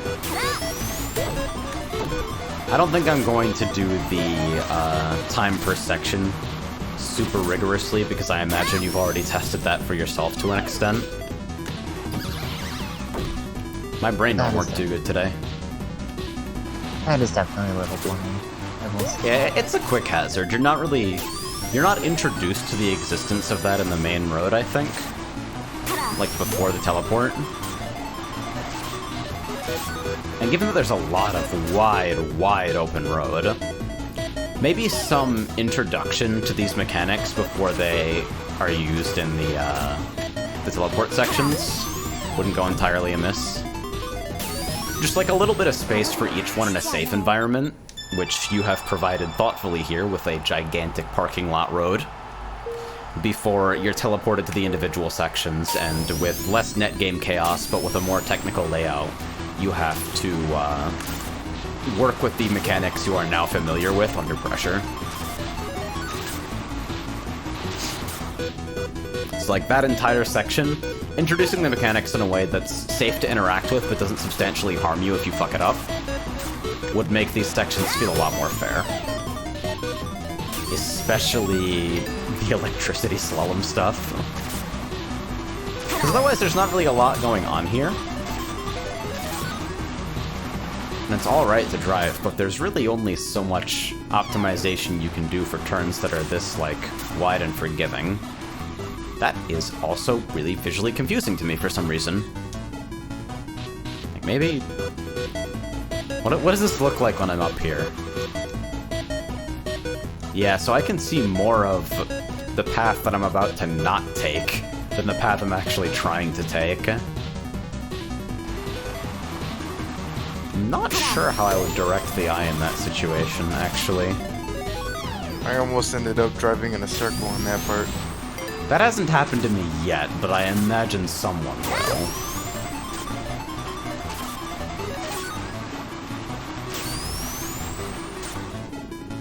I was gonna say Thought Bear, but then I think that would block out certain track elements, because I'm not sure, I don't... Yeah, because like, as you approach this section, you don't have sight on the path you're actually taking, but you do have sight on a future path that you probably won't take. And so as you're trying to process, how do I actually end up at that section? You turn in and it's this? And it's like, oh, well, okay. Because here is actually like 8 different areas, including this thing that might look like a path from a certain angle of approach, but totally isn't, and doesn't really have any reason to appear approachable or like be traversable at all. My gut says to cut off half those item blocks and leave them only on the forward-facing path. Yeah, so that you're drawn towards, like, because everybody likes items, and so you fucking you draw a line from here to here, and every item that is on this side of that line just goes away, and suddenly it's relatively clear where you should be going. You could even go one step further, and instead of having the items at this middle line, you could have these sets at, like, between here and here, and mirrored on the other side.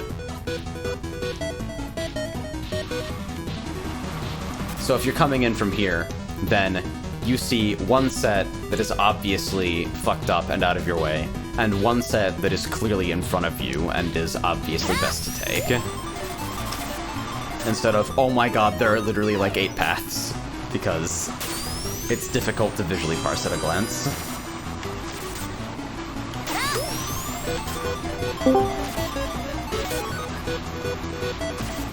Also, good music choice. This fucking community is so good about that sometimes. The random sections are a super compelling gimmick and caught me by surprise pretty significantly the first time I played this. I think having some design room for those isolated little sections testing one skill is neat. Again, just some sort of low-stress, low-punishment introduction to each of those mechanics. So that when you are randomly teleported to one of these areas, you aren't seeing it for the first time. Although I do appreciate that by default you are on the green when you enter this section.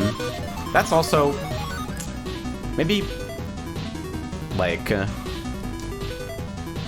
don't know. I came out of this basically rocketing into the wall. A little bit more leniency in that regard might be all right. I don't know how feasible it is to fuse all these together, but. Say again, Twil? Can you drive backwards in the teleport? Just curious. That's a great question. Nope. Anik also says they're not relative teleporters. I imagine you've already tried it both with and without, but instinctually I would think that relative would be better.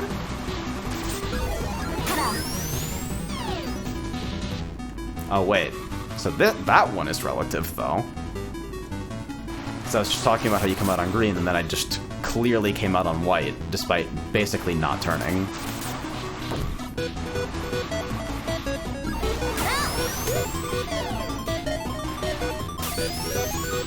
So I think that's all there is to say here. These turns are obviously super readable because you fucking slope the corner.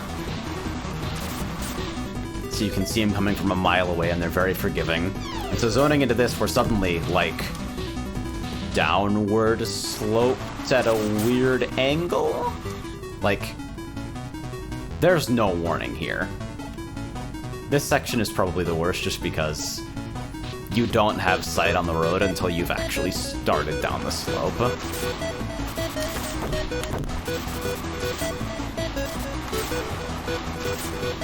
It's a satisfying section to execute when you get it right, though. Anik also mentioning Encore palettes. Let's take a quick look at those. And then we'll move on to Aquatic Citadel.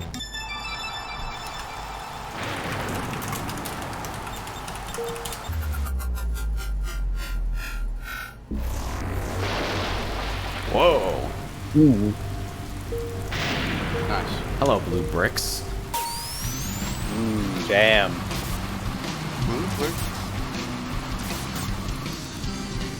It fucks me up that my initial reaction is this is more readable. I was gonna say the opposite actually. It's a little difficult. Okay, wait, is that not traversable?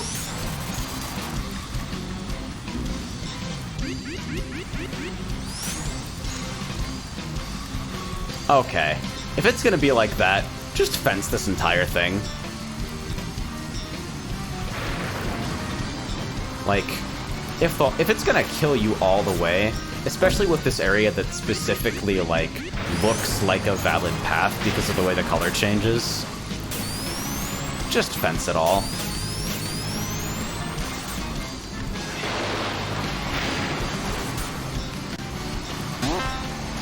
I'd also accept making it clearer that everything about that section is death. Whoa, funky. But overall, unless there's like a significant, meaningful exception, if I never want to be there, I shouldn't be able to get there.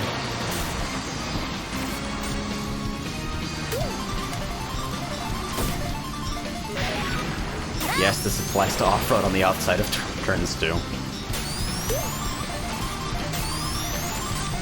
Oh yeah. Okay, so this is pretty neat. Opinions are what? Ah! The invisible fence. I see. Nice. Okay, well, you know about that now, so there you go. And then if we take a look at Simulation Grounds Encore, holy shit!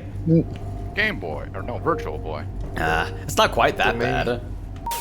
The mainframe's melting. The simulation is literally breaking. I like the idea of it being more red, I guess. I A little almost feel difficult like on the eyes. can you do Encore only lighting? Because I think it would be hilarious to have the entire course basically pulsing like there was a fucking warning light overhead.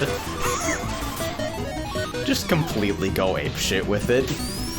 I think you can do, I think there's an Encore load line there, where you can do specific things on an Encore track, but don't quote me on that, I never tried it myself. Isn't that how L-Dog was able to get custom Yeah, custom Encore music music from in Loopback, yes. Vanilla. Plus, if you want to do evil shit, you can always do it with the world's worst Lua line def. Lua can see whether Encore is set.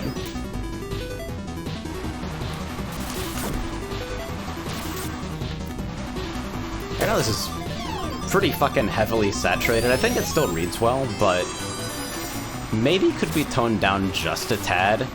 Either tone it down a bit or lean completely into it, your choice, but right now it does seem like a bit of a half measure. Ow!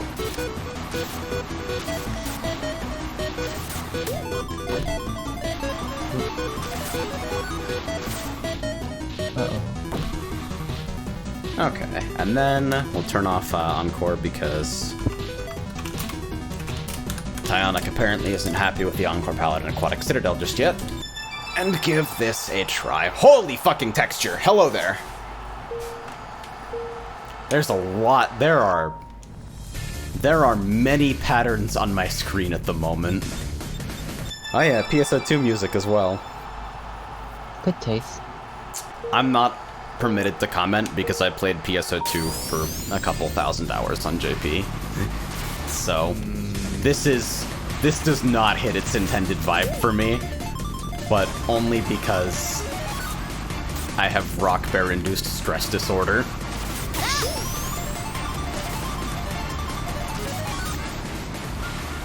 Whoa. I don't really feel in control of myself there. Wasn't 100% sure where I was going. Is that an upward sloped right angle turn? Sure was! Ooh. Check it off on the bingo card. Not like this. See this shit? This is like, this is what you should have done for Encore Simulation Grounds. Emergency, emergency.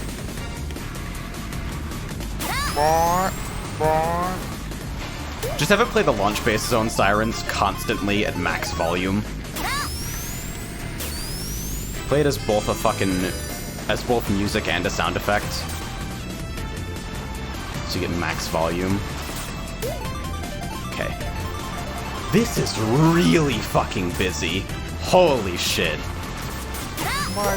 Between the crazy tiled busy textures and wild slope dips and the music, I don't feel very in control of myself at all right now.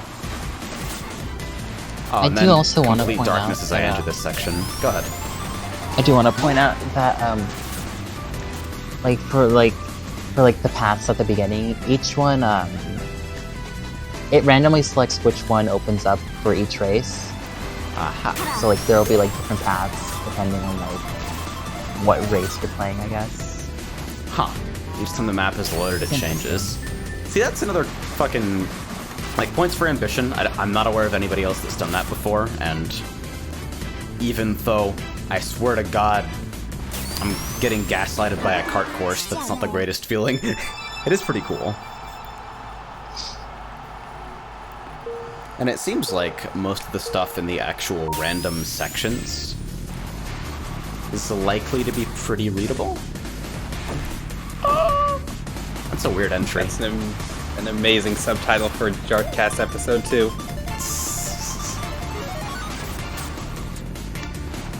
Yeah, I can see the left path is open this time. Yeah. Set an upward sloped right angle turn. Yeah, this turn. You have a little bit more room, but oh my god. The textures in this course are insane. I don't know what aesthetic this is. It is sensory overload in every sense. It definitely is. I have a hard time discerning.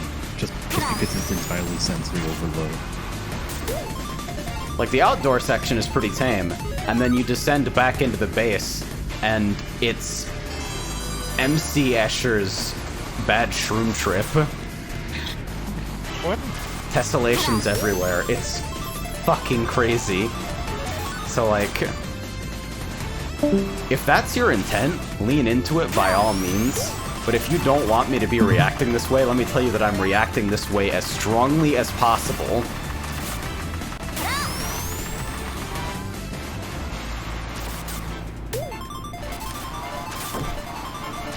Yeah, most of the layout seems alright. The right angle corners here with the changing lighting are a bit difficult to read. Could use some kind of constantly bright visual to guide you through that. Maybe do like Toxic Palace Rev with the lamps on the inside of the corners. You are super not averse to bright stripes, so maybe something like that.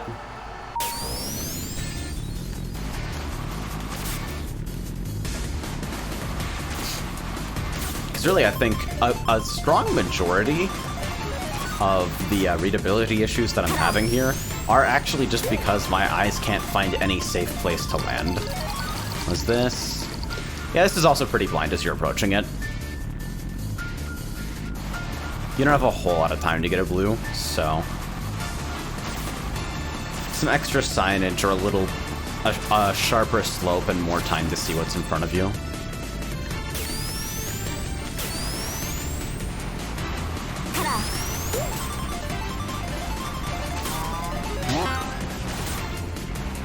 Are these actually... Okay, exactly what I thought they were. Though tough to see with all this, like... Not only do you have a whole bunch of different, like, geometric patterns going on here, but you also have 2 different flash rates on the walls, and then a fucking scrolling Kodachrome texture, and, like... Is that how this is supposed to be aligned? Is this a bug in my build, or... Like, there is so much going on. I feel like at this point you, like, either tone it down, or literally just, like, put a photosensitivity warning at the start of the course, and then have every single texture in the entire thing alternate between maximally saturated red and maximally saturated blue every other frame. Are you on OGL? Yes. Oh, yes. That might do it. I think recent OGL builds have, largely have the texture alignment on boost panels fixed.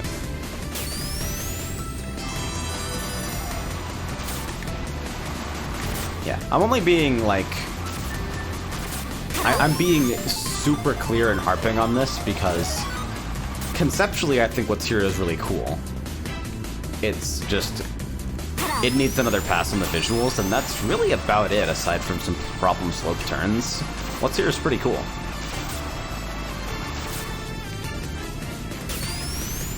But there's just absolutely no visual cohesion, and what is here instead is, like, visually exhausting.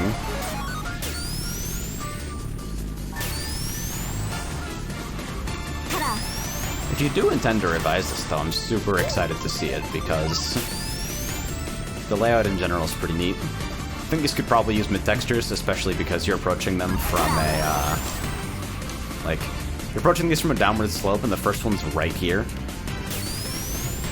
I also want to say the waterfall is like a really, it's like a really cool set piece. I really Yeah. Like, there are cool visual bits in this, it's just, like, lost in the noise.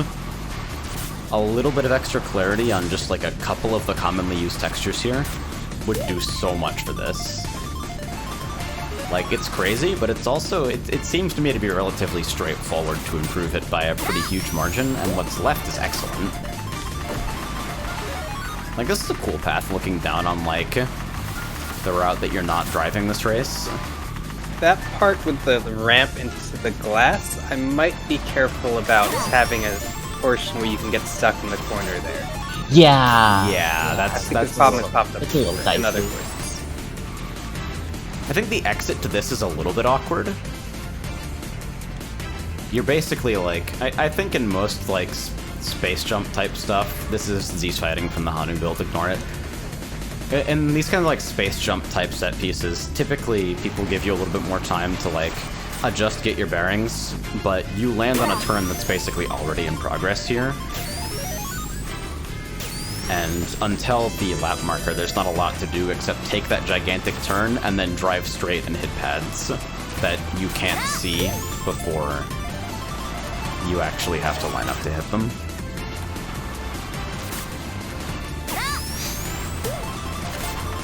So yeah, really just like visual clarity will do this wonders. Keep an eye on some of the sloped sections. It seems like you've had a lot of these misgivings yourself, which is why you weren't super enthusiastic about showcasing it. So yeah, this will be on a complete overhaul post V3. I am super excited to look at it once that happens. And it sounds like you're mostly on the same page as everybody here, so hey. What do you need me for, right?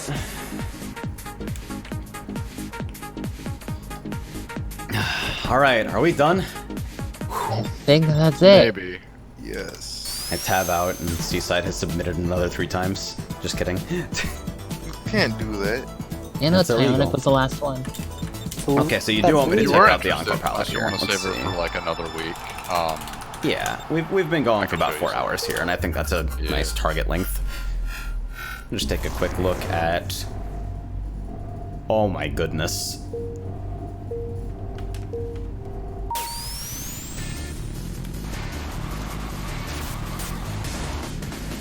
I don't even know what I'm looking at. Oh, wow.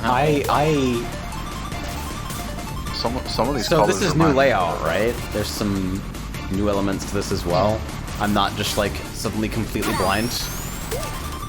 You know, there is definitely some new elements I there. have no fucking clue where I am going now. This is a nightmare. Rock bears! No.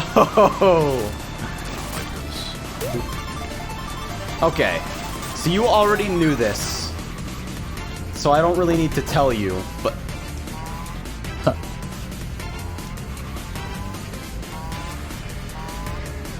Question marks? Why?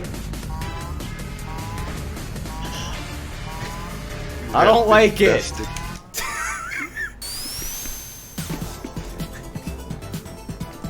It's fucking uncomfortable. Where you destroy everyone who has muscle memory of the map by completely changing the map. Yeah.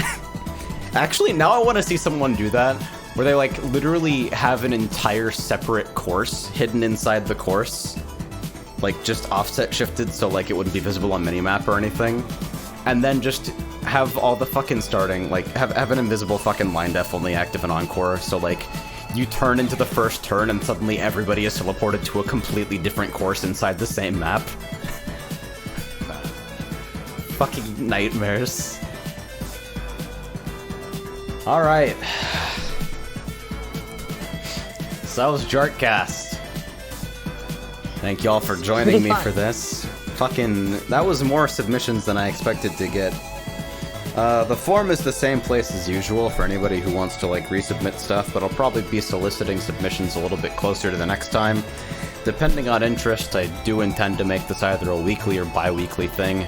Maybe monthly if y'all slow down massively, but given that the cart community seems to have the productivity of, like, a rabid horde of crack fiends, I'm not worried at all about running out of content. So yeah. Hope you enjoyed. To all creators featured here: Logan, Vinny Vince, Star, Barky, Victor, Seaside again, and Tyonic. Hope the critique was useful in some way to you, and thank you so much for your submissions. It's... fucking community content is the lifeblood of the game in these moments between 1.1 and 2.0. So, thank you so much for your hard work, and I hope what we've provided here inspires you to reach even greater heights. I'm gay. Good night. Take care, stream. Bye. Race car takes flight and jumps a fence.